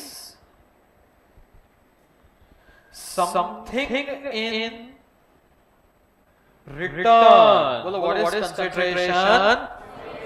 what is consideration? What is consideration? अरे भाई, लॉ के अनुसार अग्रीमेंट बनने के लिए दोनों इंसान के पास कुछ ना कुछ क्या होना चाहिए? कंसीडरेशन. क्या होना चाहिए? मैं अगर कोई चीज तेरे को प्रॉमिस कर रहा हूं तो सामने तू भी मुझे कुछ प्रॉमिस करना चाहिए. मुझे कुछ देना. प्रॉमिस में क्या? मैं आ रहा हूं, वो प्रॉमिस नहीं. उसका मैं क्या करूं? If I am giving you something, you should also give me something in return. ये लॉ का बेसिस है. कॉन्ट्रैक्ट बनाने का बेसिस ये है, एग्रीमेंट बनाने का बेसिस ये है. Both the parties should have some consideration. जब मैंने तेरे को चाय के लिए पूछा तो मैं तो तेरे को चाय दे रहा हूं, क्या सामने तू मुझे रिटर्न में कुछ दे रहा है? No agreement. अग्रीमेंट बन सकता है जब मैं तेरे को चाय के लिए बुलाऊं, मैं तेरे को चाय पिलाऊं, 20 रुपए छुट्टा लेके आएगा और चाय के बाद मेरे को टेबल पर रखेगा, ये ले 20 रुपया. तो हुआ क्या? अग्रीमेंट. तब लगा अग्रीमेंट नहीं है. मैं तेरे को चाय दे रहा हूं, तेरे सामने कुछ ना कुछ मुझे देना पड़े. यहाँ पे एक बात बताओ, यहाँ तुम आए हो, क्या बोलते हैं इसको, प्रोफेशनल एकेडमी में. तो हमने प्रॉमिस किया है कुछ. क्या प्रॉमिस किया है? पढ़ाएंगे. तुमने क्या प्रॉमिस किया? फीस दोगे. हमने तुमको जो प्रॉमिस किया, हमने क्या प्रॉमिस किया? पढ़ाएंगे, will teach, will give you service. हम जो प्रॉमिस कर रहे हैं, सामने हमको कंसीडरेशन क्या मिल रहा है? Fees. We are getting something in return. Similarly, you are going to give fees. What are you going to get in return? तुम प्रॉमिस कर रहे हो फीस देने का. कंसीडरेशन के सामने क्या मिल रहा है? Service. both of us are getting something in return to what we are promising. Say yes or no. तो ही वो अग्रीमेंट है, वरना वो अग्रीमेंट नहीं है. अग्रीमेंट होने के लिए दोनों पार्टीज के लिए क्या होना कंपलसरी है? Consideration. What is consideration? Something in return. Something. उसका कोई फिक्स वैल्यू नहीं है. ये कोर्स का फीस कितना है? को फीस नहीं बोला है. 30, 35, 50 कुछ बोला होगा ना. कितना? 36, 35, 36. 36,000 कोर्स का फीस है. लेकिन 36,000 छोड़, अगर तू मेरे साथ 10,000 में भी सेटलमेंट करता है ना, 10,000 ही देगा, तो भी उसको कंसीडरेशन माना जाएगा. क्यों माना जाएगा? कंसीडरेशन का डेफिनेशन क्या है? कुछ ना कुछ आना चाहिए सामने. उसकी कोई फिक्स वैल्यू नहीं है. 5,000 में डील किया, तेरे को बहुत फाइनेंशियल क्राइसिस है, कोई बहुत ही गरीब बच्चा है, मैं पर्सनली जानता हूं इसके पास पैसा नहीं है, मैं बोलता हूं तो 36,000 कितना दे पाएगा? 5,000. ठीक है. That is also consideration. तो कंसीडरेशन कितना मिल रहा है वो इंपॉर्टेंट नहीं है. कुछ ना कुछ सामने मिलना चाहिए दोनों पार्टीज को, तो ही वो अग्रीमेंट नहीं है. सो अग्रीमेंट होने के लिए सबसे पहले क्या होना चाहिए? There should be a promise by both the parties to each other. हमने प्रॉमिस किया है हम पढ़ाएंगे, तूने प्रॉमिस किया तू मेरे को फीस देगा. Every promise and every set of promises मतलब क्या? हमारे अग्रीमेंट में 10 चीजें लिखी है. सिर्फ पढ़ाई के ऊपर प्रॉमिस नहीं किया है, बट कब पोर्शन कंप्लीट होगा, कितनी टेस्ट सब लिखा प्रॉमिस देखें, सब मेंशन किया. Set of promises. तो एवरी प्रॉमिस तुम्हारे पास प्रॉमिसेस फीस कब तक दोगे, कितने इंस्टॉलमेंट दोगे, लास्ट डेट क्या है, मोड ऑफ पेमेंट क्या होगा. हम तो सब एक्सेप्ट करते हैं, but generally mode of payment भी अगर चेक चलेगा, चेक नहीं कैश दे सकता है. So every promise and every set of promises, एक agreement में बहुत सारे promises, set of promises होते हैं. Every promise, what is agreement? Every promise and every set of promises, खाली promise नहीं होता है, forming consideration for each other. अगर proper consideration है तो ही वो agreement है. वो agreement नहीं है. Consideration की कोई value नहीं है, कितना भी चलता है, और उसकी भी एक सीमा है. बहुत कम नहीं चलता है. एक लेवल के बाद मैं तेरे को बोला 36,000 फीस है, तू कितना दे सकता है? तू बोलेगा 10,000, चलो अग्रीड. 5,000 बोलेगा 150 रुपया देगा, तो नहीं चलेगा. तो it is not consideration. But फिर तो उसकी लिमिट क्या है? कितना चलेगा? कोई लिमिट नहीं है. वो जज डिसाइड करेगा कि इतना कम चलता है कि नहीं. उसका कोई लॉ ने फिक्स नहीं किया है, बराबर. बट लॉजिकली सोचने का ना 30,000 के बदले 5,000 ठीक है, 1,000 रुपए तो है, बट 100 रुपए में थोड़ी पड़ेगा. तो फिर फ्री हो गया ना, फिर तो खाली एक्टिंग हो गया. फिर दैट इज नॉट कंसीडरेशन, बराबर.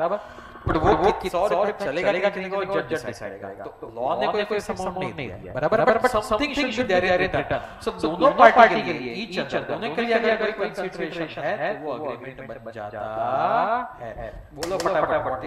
Agreement is under with section 2E of which act? Indian Contract Act 1872. Indian Contract Act 1872 defines agreement as every promise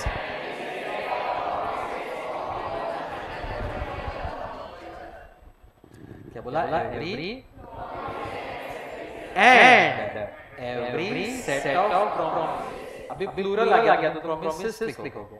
Every promise and every set of promises, comma चलेगा. But हो सके तो जब writing practice करते हो तो देख लेना. बट कोई चीज में ज्यादा एनर्जी वेस्ट नहीं करना जो इंपॉर्टेंट है. Comma is okay, average is there, देख लेना.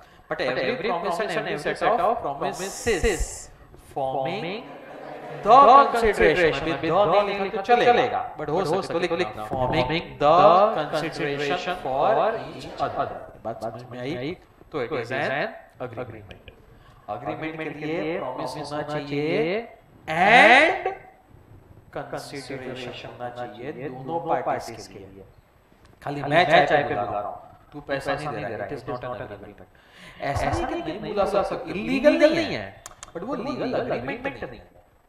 बुला उसका मतलब नहीं, फ्री में चाहिए सबको बुला, मेरे को कुछ मानता है, कोर्ट बोलता है, मेरे पास नहीं है। सिमिलरली मैं अगर यहाँ फ्री में पढ़ा रहा हूँ तो it is not an agreement. मैं पढ़ा हूँ, मैंने प्रॉमिस किया, अब कल को नहीं आऊँ तो मेरा क्यों खर्च तू दे रहा है क्या कुछ फ्री में नहीं पढ़ा, जा मजा क्या होगा ऐसा कुछ। तो एग्रीमेंट के लिए if you are giving something तो ये एग्रीमेंट है, and then if that agreement is enforceable by law तो it becomes a contract.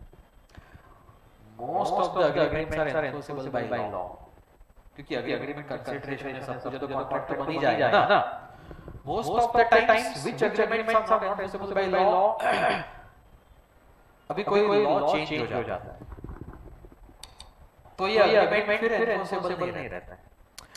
Just for example अभी आज का हमारा एग्रीमेंट है, कल को अगर कोई आदेश आ गया सेंट्रल गवर्नमेंट से कोचिंग क्लासेस बंद आ सकता है ना, तो हमारा जो एग्रीमेंट है वो फिर एनफोर्सेबल बाय लॉ रहेगा नहीं, वो कॉन्ट्रैक्ट नहीं रहेगा।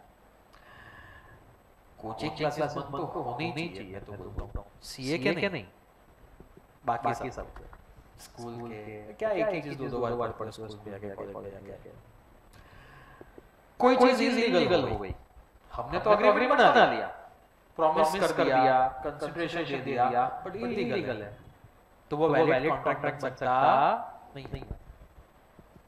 तुमको पता है अब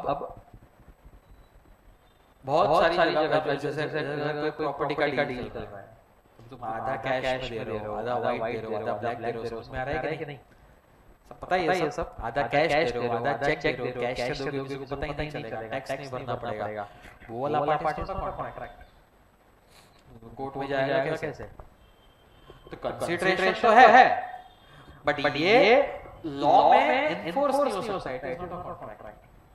otherwise normally all agreements are contract. तो एग्रीमेंट और कॉन्ट्रैक्ट में ज्यादा डिफरेंस नहीं है, खाली theoretical difference. But what is agreement? It is promise forming consideration, what is contract is enforceable by law. तो mostly all legal agreements are contract, खाली illegal आती है तो वो डिफरेंट है, ऑल एग्रीमेंट्स आर कॉन्ट्रैक्ट्स। बराबर। अब और इसमें अगर डिटेल में जाओ, चलो पहले इनको एक बार रिवाइज करते हैं। What is a contract?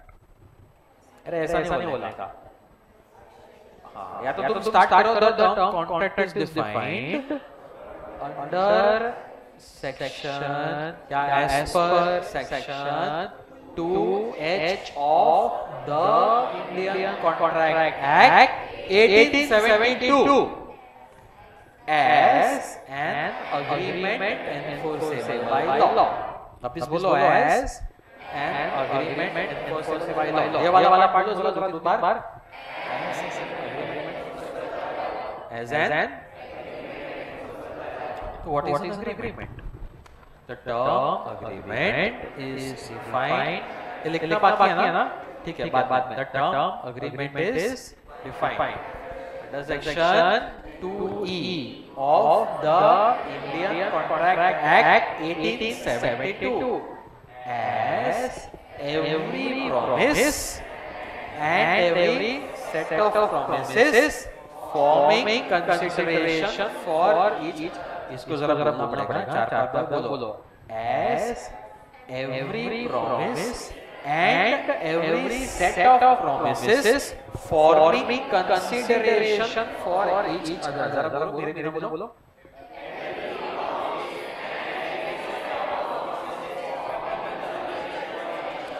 थोड़ा फास्ट बोलो, बहुत खींच रहे हो तुम।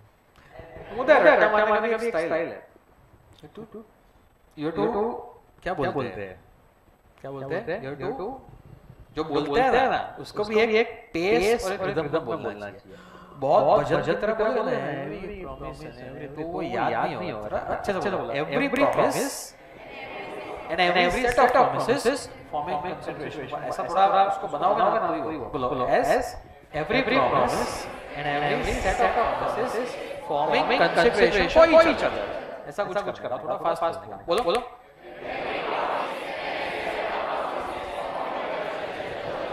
वापस बोलो।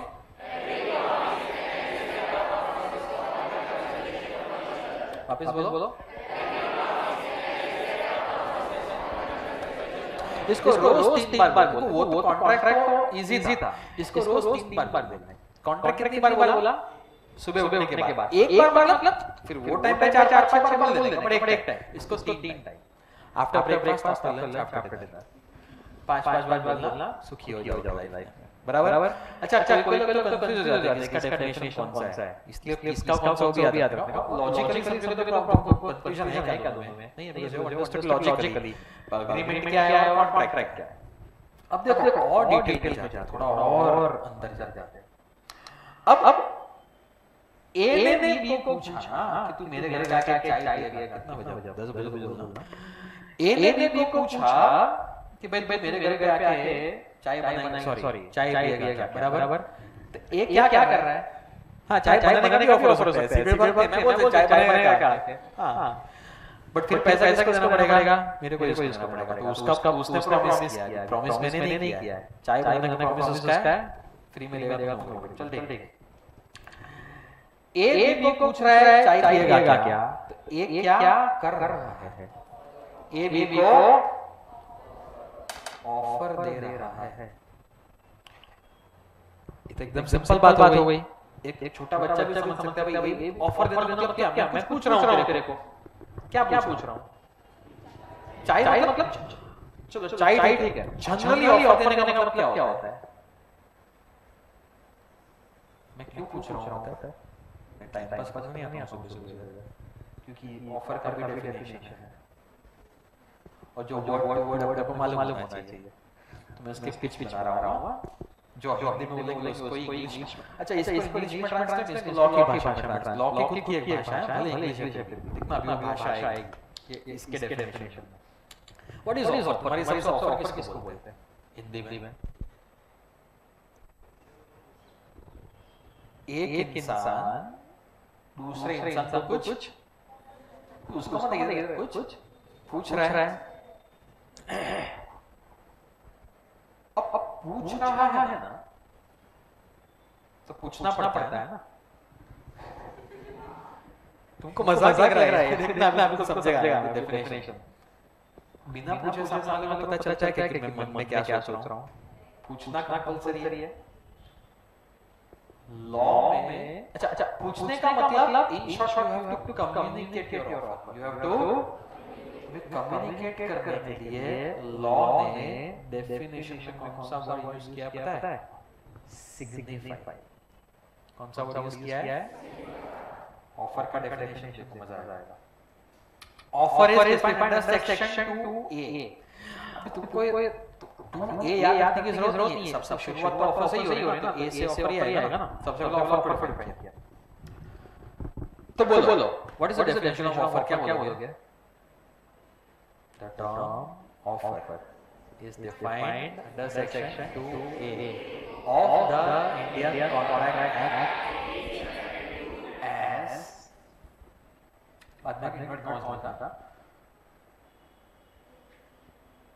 when one person एक इंसान से दूसरे ऑफर वन पर्सन, एक इंसान दूसरे इंसान के साथ क्या करता है? पैसा कुछ क्या करता है? हाँ, कम्युनिकेट करता है। बट मैंने क्या बोला? when one person signifies to whom? To another. When one person signifies to another. ये डेफिनेशन बन रहा है अगर सेक्शन 2 है। किसका डेफिनेशन है? ऑफर का दूसरा नाम है प्रपोजल। ऑफर या प्रपोजल का मतलब प्रपोजल दे रहा हूं मैं पूछ रहा हूं चाय के लिए आएगा कि नहीं? चाय के लिए पूछने का ये मतलब है मैं तेरे को सिग्निफाई कर रहा हूं, पूछ रहा हूं मतलब सिग्निफाई कर रहा हूं। when one person signifies to another what?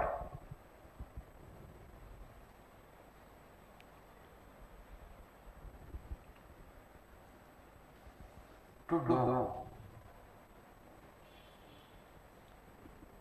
when one person signifies tells, when one person signifies to another to do something, कुछ करने के लिए बोल रहा हूं ना, अभी ऑफर टाइप की होती है, कुछ करने के लिए भी बोल सकता हूं, कुछ करने का एग्रीमेंट बना सकता हूं, कुछ ना करने का एग्रीमेंट बना सकता हूं, कुछ जागते रहना लक्ष्य, जागना थोड़ी देर अभी 15-20 मिनट और ध्यान कहीं और जा रहा है। क्या नाम है तेरा? शुभम। जागना, सुना मत, थोड़ा डाउट है मेरे पे, बराबर। देखो लॉ है ना, एक मात्र ऐसा सब्जेक्ट है चारों में से जिसमें नींद सबसे ज्यादा आती है। मेरे लेक्चर में नहीं आती है क्या? नहीं, नॉर्मली मेरा तो ऐसा ही लेक्चर होता है और इंटरेस्टेड भी होता है, डिपेंड ऑन द कांसेप्ट, कभी-कभी थोड़ा ट्राई भी जाता है कोई कांसेप्ट ऐसे है। नॉर्मली मेरा लेक्चर मस्त एग्जांपल्स एंड बाय हार्ट करना, बट लॉ में जागते रहना। अगर कभी लेक्चर 4-5 घंटे का तो साहस मत छोड़ना, बराबर। जो आखिर तक डटा रहता है जीत उसी के पास है, तो डोंट विकेट मत जाने देना। अकाउंट्स ऑफ मैच में तो सॉल्विंग है, वैसा होता ही नहीं है।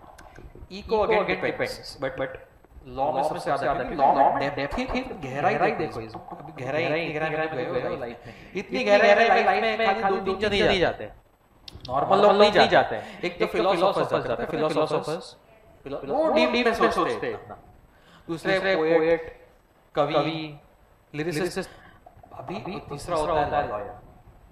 लॉ पढ़ते टाइम एकदम गहराई में जाना, फिलोसोफर बोल सकता था, वो लॉ बनाने वाला बोल सकता था।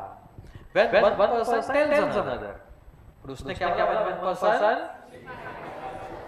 गुजरात में इसको वाइड है, गुजरात है यहाँ पे वाइड है, उसको सिग्निफाइज, वो सिग्निफाइव कम्युनिकेट भी नहीं, यू राइट सिग्निफाइज, वन उसका मतलब ये है कि बुलाते हैं, मैंने कम्युनिकेट किया। When one person signifies to another, अभी obviously another, himself तो होगा नहीं, to another, what does it signify? किस चीज को ऑफर दे सकता है? दो चीज। कौन सी दो चीज का ऑफर हो सकता है? कुछ करने का, कुछ करने का कॉन्ट्रैक्ट बनाते हैं, या कुछ नहीं करने का। अब ये बात तो गहराई से जो गहरे हो जाए, जब जैसे ऐसा होता है तो नहीं समझो। कुछ करने का बहुत सिंपल है, उसका एग्जांपल दो मुझे। कुछ करने का क्या करने का है? यहाँ पे टीचिंग करने का है, to do something, we will teach you, you pay the fees, this is an agreement to do something. But कुछ नहीं करने का भी एग्रीमेंट है, उसको बोलते हैं टू डू और टू एब्सटेन। एब्सटेन मतलब नॉट टू डू, एब्सटेन मतलब तो अग्रीमेंट हो सकता है टू डू और टू एब्सटेन फ्रॉम डूइंग। कुछ करने का या कुछ ना करने का कॉन्ट्रैक्ट कैसे बनता है? कुछ ना करो, तुम्हारे घर बैठो, मेरे घर पे हो गया कुछ, उसमें कॉन्ट्रैक्ट कैसे बनेगा?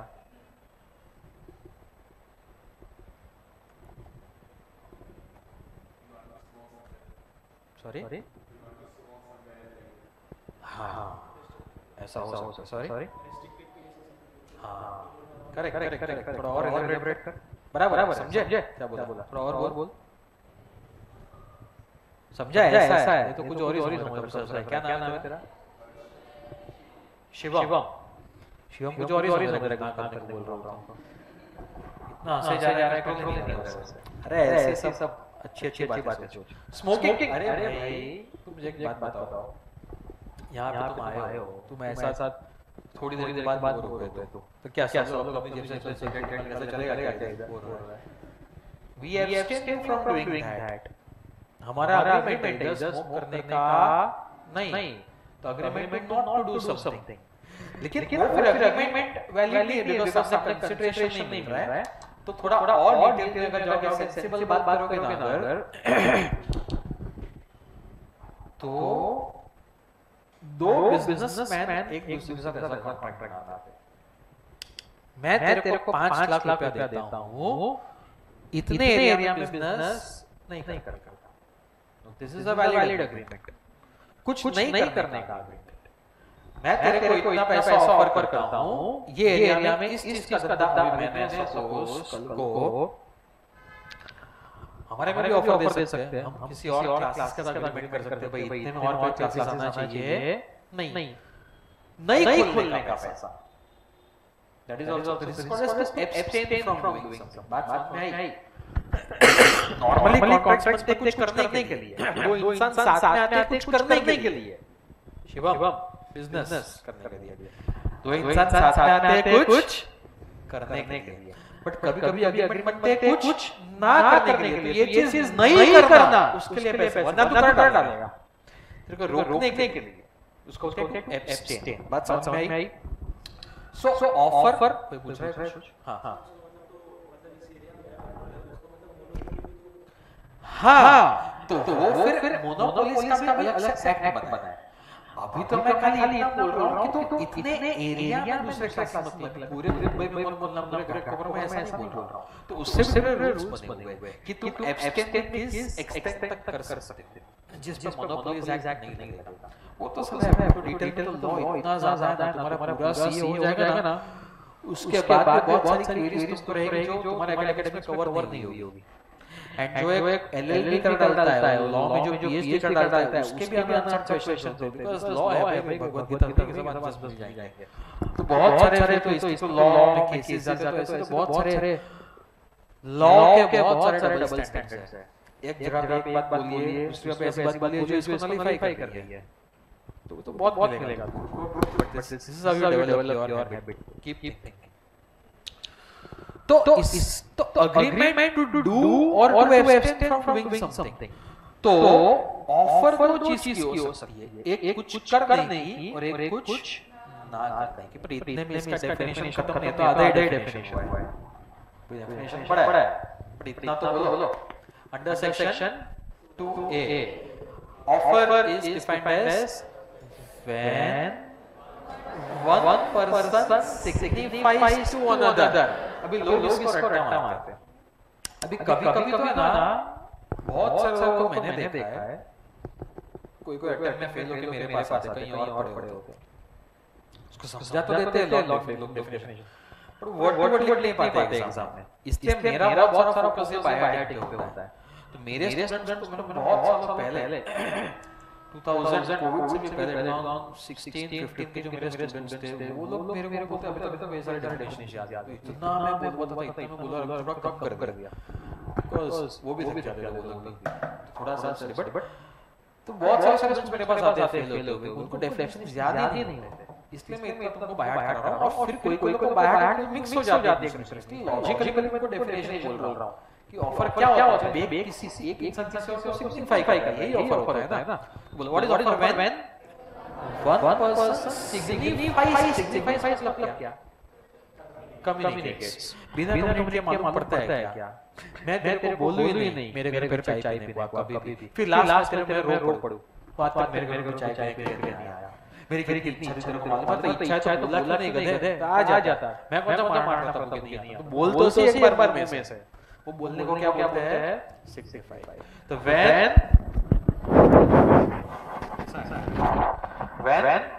one person signifies to another, what does it signify? Sorry. When one person signifies to another his willingness,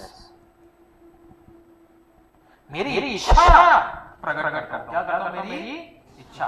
When one person signifies his willingness,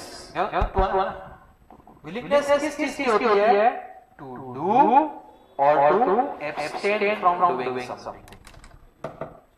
To do or to, मेरी इच्छा है, मेरी दो चीज की इच्छा हो सकती है, या तो मैं या तो हम दोनों मिलके कुछ करें, बिजनेस या कुछ, या तो हम दोनों मिलके कुछ ना करें, ऐसी मेरी इच्छा है। ये मैं सिग्निफाई कर रहा हूँ। तो when one person signifies to another his willingness to do or to abstain from doing something with a view। मुझे एक बात पहले समझा देता हूँ, पहले बोलो वापस, क्या होता है when one person signifies to another his willingness to do or to abstain from doing something. अब जब मैं तुमको कुछ पूछ रहा हूं, कुछ ऑफर दे रहा हूं, सामने वाले के पास कितना ऑप्शन है? दो ऑप्शन। कौन से दो? या तो ऑफर को हाँ या तो ना, इसको लॉ में क्या बोलते हैं, या तो इसको एक्सेप्ट करो या तो। अब ऑफर देने वाला हमेशा क्या चाहता है? एक्सेप्ट करो, रिजेक्ट करो। कोई रिजेक्शन चाहता है क्या? हाँ बोले तो मजा आ जाए, ऐसा होता है क्या? हाँ ही सुनना चाहते हैं ना सब। तो मेरे मन में क्या विचार है? सामने वाला हाँ बोलो, सामने वाला एक्सेप्ट करे। इसको बोलते हैं विद द व्यू। लॉ की भाषा में बोलते हैं वाइड है, तो बोलता है विद द व्यू। मैं क्या चाहता हूं? सामने वाले का एक्सेप्टेंस चाहता हूं। अभी इसने वर्ड चेंज कर दिया, एक्सेप्टेंस को इसने वर्ड दिया एसेंट। क्या वर्ड यूज किया? एसेंट। तो with the view to obtaining the assent of that person. With the view to obtaining the, मतलब when one person, suppose person Mr. A, देखो Mr. A is a person, he signifies. What does it signify? अच्छा, to whom does it signify? To Mr. B. So when one person signifies to another, what is willingness to do or to abstain from doing something, anything like that. Something specific चीज है, कुछ भी नहीं, specific चीज है। Contract किसी वेग चीज का नहीं बन सकता। अपन चल आज कॉन्ट्रैक्ट साइन करते हैं, थोड़ी मतलब कुछ तो एक साथ करेंगे, ऐसा नहीं। एग्जैक्टली क्या करना है वो मेंशन कर। एग्जैक्टली टीचिंग का कॉन्ट्रैक्ट, एग्जैक्टली प्रॉपर्टी बेस्ड का कॉन्ट्रैक्ट, एग्जैक्टली कार बेस्ड का कॉन्ट्रैक्ट। तो स्पेसिफिक होता है एकदम मतलब बराबर। तो when one person signifies his willingness to do or to abstain from doing something. अब जब मैं बोल रहा हूँ, मेरे मन में क्या चल रहा है? I want his acceptance. So with her view to obtaining the assent. Acceptance का मतलब एसेट मतलब हाँ बोलते हैं उसको एसेट बोलते हैं। एसेट मतलब परमिशन, एसेट मतलब कंसेंट, इसके बहुत सारे मीनिंग है। तो यहाँ पे कौन सा वर्ड यूज किया है? Asset, acceptance.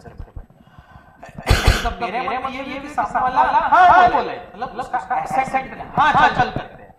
तो with the view to obtaining, अब ये रमेश है, ऑब्वियसली मेरा व्यू तो वही होगा ना। और मेरे व्यू से क्या फर्क पड़ता है? मैं ऑफर तो दे रहा हूँ, बात खत्म करना ना। लेकिन नहीं कि वो क्या है, इसको बोलते हैं वाइडा। कौन वाइडा? वाइडा समझते हो? ये समझो काका और रेफर बना रहे हो।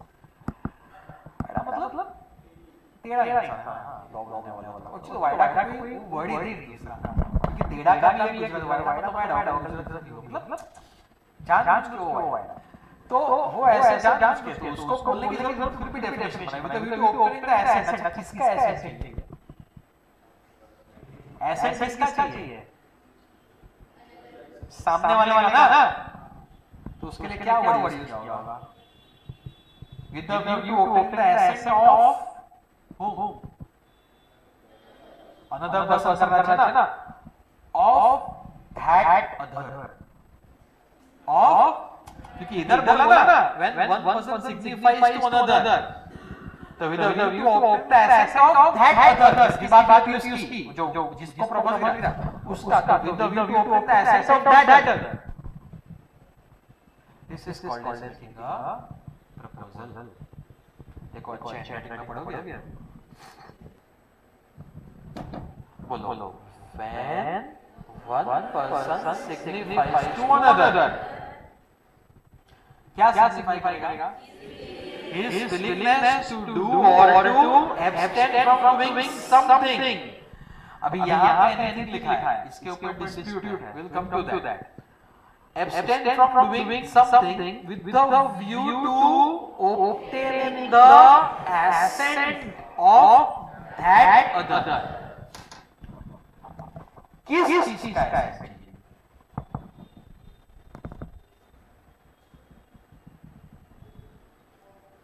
जो एक्ट या जो एक्शन की बात थी वो ना जो मैंने बोला था to do or not to do something, तो with an offer to such an act, जो यहाँ पे एक्ट बोला है ना टू डू, ये एक्ट के बारे में या तो हाँ बोल या तो जो एब्सटेन करने का कॉन्टेक्ट बनाया है एब्सटेनेंस। तो मैं किस चीज का एक्सेप्ट चाहता हूँ, किस चीज का एक्सेप्टेंस चाहता हूँ, जो मैंने करने को बोला है एक्ट, या तो वो एक्ट कर या तो जो ना करने को बोला है वो एब्सटेनेंस के लिए तू मान जा, then I am set to make a proposal। समझे? देखो बोलो अपना section 2A, what is offer? When one person signifies to another, when one person signifies to another his willingness to do or to abstain from doing something with the view to obtaining, with the view to obtaining, with the view to obtaining, the view to obtaining what? The assent of that other, of that other person, of that other, किस चीज का? to such an act or abstinence, जो अभी बात किया ना to do or to abstain, उसकी बात हो रही है, to such an act or abstinence, he is set to make a proposal। इसको दिन में कितनी बार बोलोगे? 6-7 बार बोलेगा। चलो, so offer or proposal is defined under section 2A। बोल, what is offer? When one person signifies, बहुत इजी है, पहले तो भूल जाओ, अपना को पहले का लॉ बहुत इजी है, ऐसा उसमें 10 बार पहले वो बोलेगा, फिर चालू करेगा। When one person signifies to another his willingness to do or not to do, sorry, to abstain, पहले not to be बोल, to not do मतलब to abstain, his willingness to do or to abstain from doing something with the view to obtain the assent of that other to such act or abstinence, he is set to make a proposal। समझे? एक बार वापस बोलो। When one person signifies to another his willingness to do or to abstain from doing something with the view to obtaining an assent of that other to such an act or abstinence, he is set to make a proposal। समझे बात? बिना देखे, बिना किसी मदद के एक बार try करो। चलो तोड़ के बोलते हैं। When one person, तुम सोचो ना ऑफर के बारे में, तुम क्या सोचते हो? ऑफर कब क्रिएट होती है? जब एक इंसान दूसरे इंसान को कुछ सिग्निफाई करता है। तो when one person signifies to another what? His willingness to do or to abstain from doing something with the view to obtaining the assent of that other to such act or abstinence, is set to make a proposal। 50% याद हुआ क्या? मतलब याद पूरा हो गया 50% Fluence के साथ, बराबर? चलो वापस एक बार बोलो। When one person signifies to another his willingness to do or to abstain from doing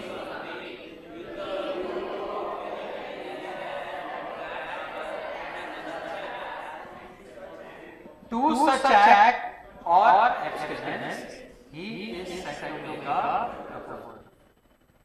समझे? तुम समझते हो ऑफर मतलब क्या? ऑफर देखा है अभी, मैंने तो ऑफर दिया सामने वाले को, सामने वाले ने उसको क्या किया? अगर हाँ बोला, उसने क्या किया? एक्सेप्ट किया ना। एक्सेप्टेंस का भी डेफिनेशन है जो हम अभी नहीं करेंगे। देखो बोल देता हूँ, सुनना। इसको लिखना बात है ना, अग्रीमेंट लिखा ना, तो क्या लिखा? कॉन्ट्रैक्ट। तो रुको सब लिखेंगे।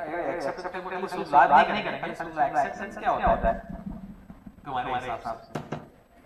सामने वाले ने हाँ बोला, इसको कैसे लिखोगे? लॉ के शब्दों में। हाँ कौन बोल रहा है? हाँ कौन बोल रहा है? अनदर पर्सन, दैट पर्सन ना, तो उसको कैसे? तो वो हाँ बोलेगा ना, तो एक्सेप्टेंस का सेक्शन 2 भी है के बाद भी।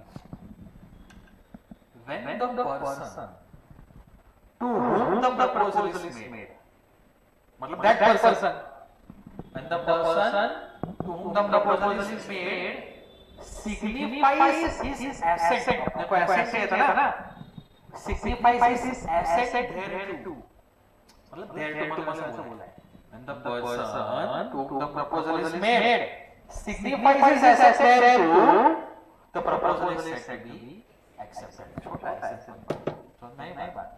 And the person to whom the proposal is made signifies his assent thereto वाले बोलना मत। The proposal is said to be accepted.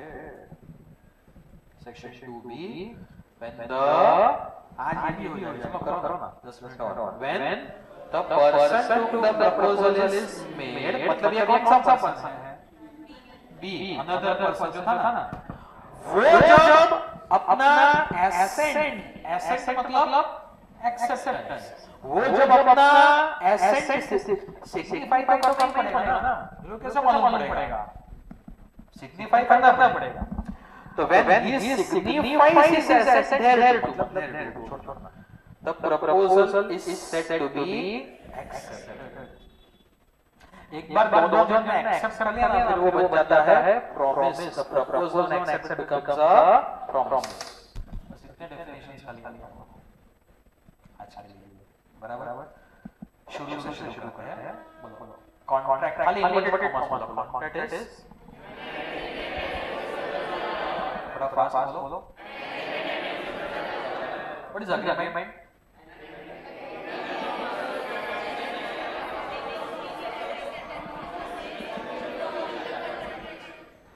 समझा कुछ थोड़ा सिंक में बोला ना। Agreement is every promise and every set of promises forming consideration for each other. ये फ्लुएंसी एग्जाम में नहीं आनी चाहिए, वो आएगी अगर तुम उसको बोलने की प्रैक्टिस छोड़ोगे नहीं तो। ये हो गया agreement। फिर हमने क्या पढ़ा? Accept offer या proposal। बोलो। When one person signifies to another, but बीच में थोड़ा तोड़ो तो तुम ऐसे याद से थोड़ा when one person signifies to another his willingness to do or to abstain from doing something with the view to obtaining the assent of that other, he to such an act or abstinence he is said to make the acceptance. When the person to whom the proposal was made signifies his assent, तो simple है ना, जिसको offer किया वो जब assent signify करता है तो हो गया acceptance. तो when the person to the offer was made signifies his assent thereto, the proposal is said to be accepted. Definition नहीं है, अभी ये इसका एक्सटेंशन, ये जो है ना, ये प्रॉमिस का डेफिनेशन है। What is a promise? अभी अग्रीमेंट में क्या बोला है? Every promise and every set of promise. What is promise? या the proposal. ये इम्पोर्टेंट प्रॉमिस में तो proposal भी बोल सकते हो, बट ये मॉड्यूल की लैंग्वेज है। तो a proposal या the proposal when accepted becomes a promise. मेरा proposal तो मैं accept कर लिया, मेरा promise भी जाता है। अब बाद में कल नहीं बोल सकता नहीं, अभी हाँ बन गया बराबर। a proposal when accepted becomes a promise. Correct? चलो लिख डाल देते हैं पढ़ाओ। तुमने लास्ट में क्या लिखा है? कॉन्ट्रैक्ट। अभी लिखो अग्रीमेंट। देखो the term agreement is defined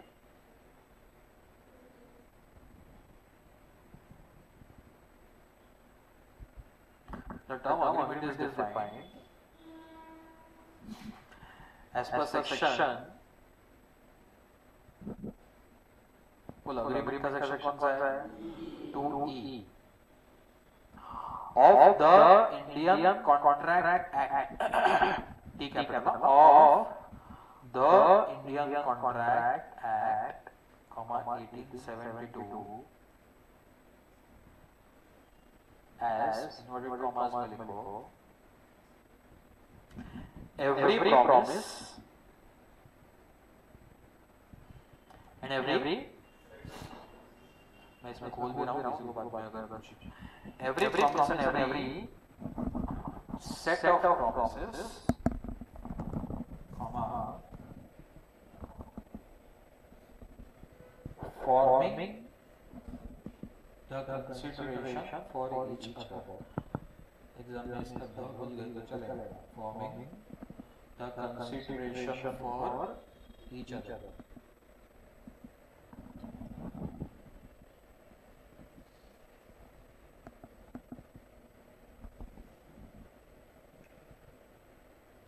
इसका जो स्टार्टिंग का पार्ट है आया तुम्हारे से बना लेना सब ऐड करने में मत that down agreement is given define under section ये सब ऑप्शन सब लिखना इसमें अलग-अलग है तो हर बार अलग-अलग तो एक तुम्हारा फॉर्मेट बनाना है जैसे मैंने लिखा है आगे इंपॉर्टेंट क्या है सेक्शन लिखना ये इसका नाम नहीं लिखा है इसमें ऑफ द एक्ट नहीं पूरा लिखा of the Indian contract act 1872 as ये इसमें चेंजेस नहीं करना है करेक्ट फिर क्या लिखना बाकी है ऑफर स्लैश प्रपोजल इसको तो तुम घर पे जाके भी लिखना है आज वाले को लिखो ब्रैकेट में लिखो after going home right 10 times इसको तो लिख के प्रैक्टिस करना है वाला एक निशब्द शब्द इधर उधर हो जाए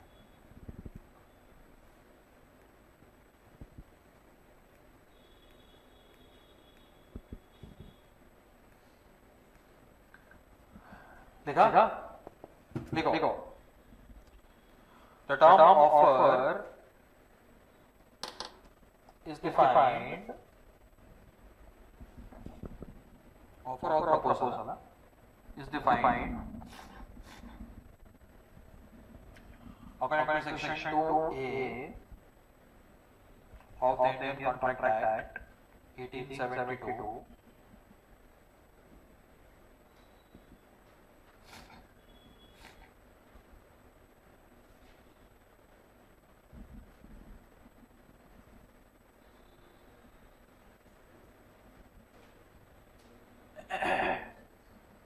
as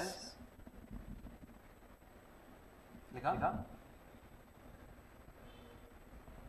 इन्वर्टेड कॉमास में लिखो जरा एक मिनट लिखना चालू किया जरा बोलो क्या होता है when one person signifies to another लिखो इतना when one person signifies to another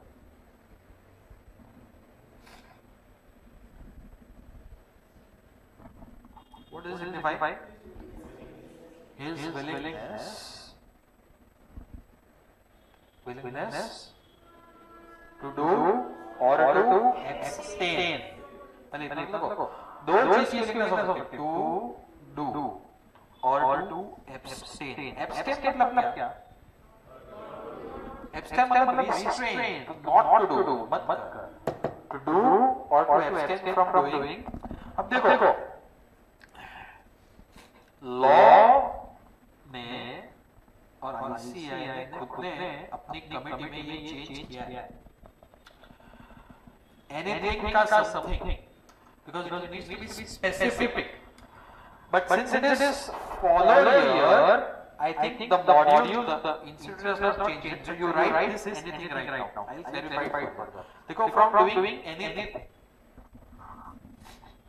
इस काम क्लैरिटी मैं खुद दे दूंगा इसमें क्या फॉलो करना है दोनों में से एग्जाम बराबर from doing anything with the view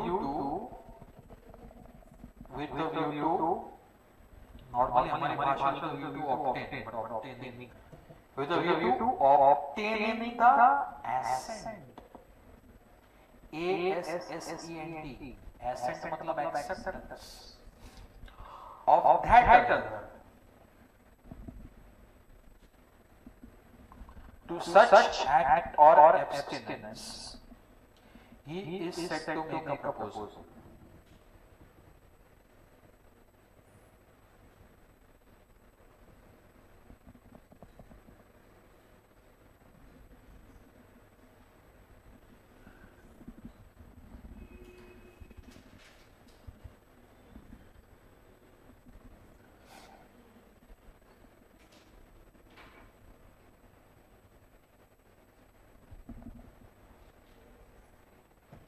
हो गया आगे बढ़ो हो गया ना sure anybody want acceptability acceptance under section 2B there is acceptance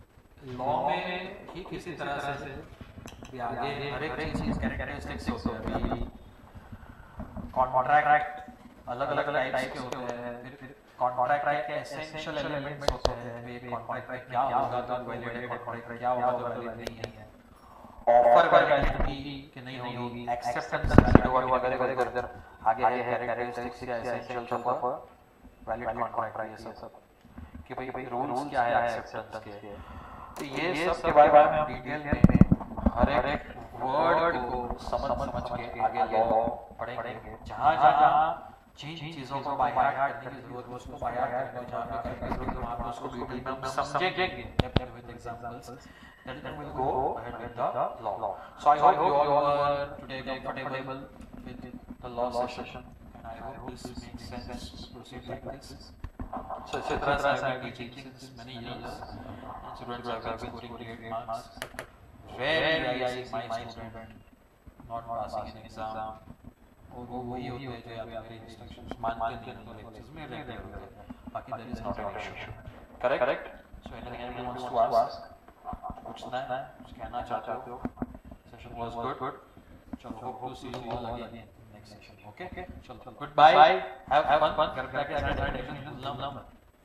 बराबर करना है एक बार और करना है. स्पिरिट ऑफ सीएस को भी घर जाने का नहीं जी. इधर ही बैठा हो रहा है सब समझ. बोलो व्हाट इज करेक्ट रीजन? थोड़ा जोर से बोलना है रीजन.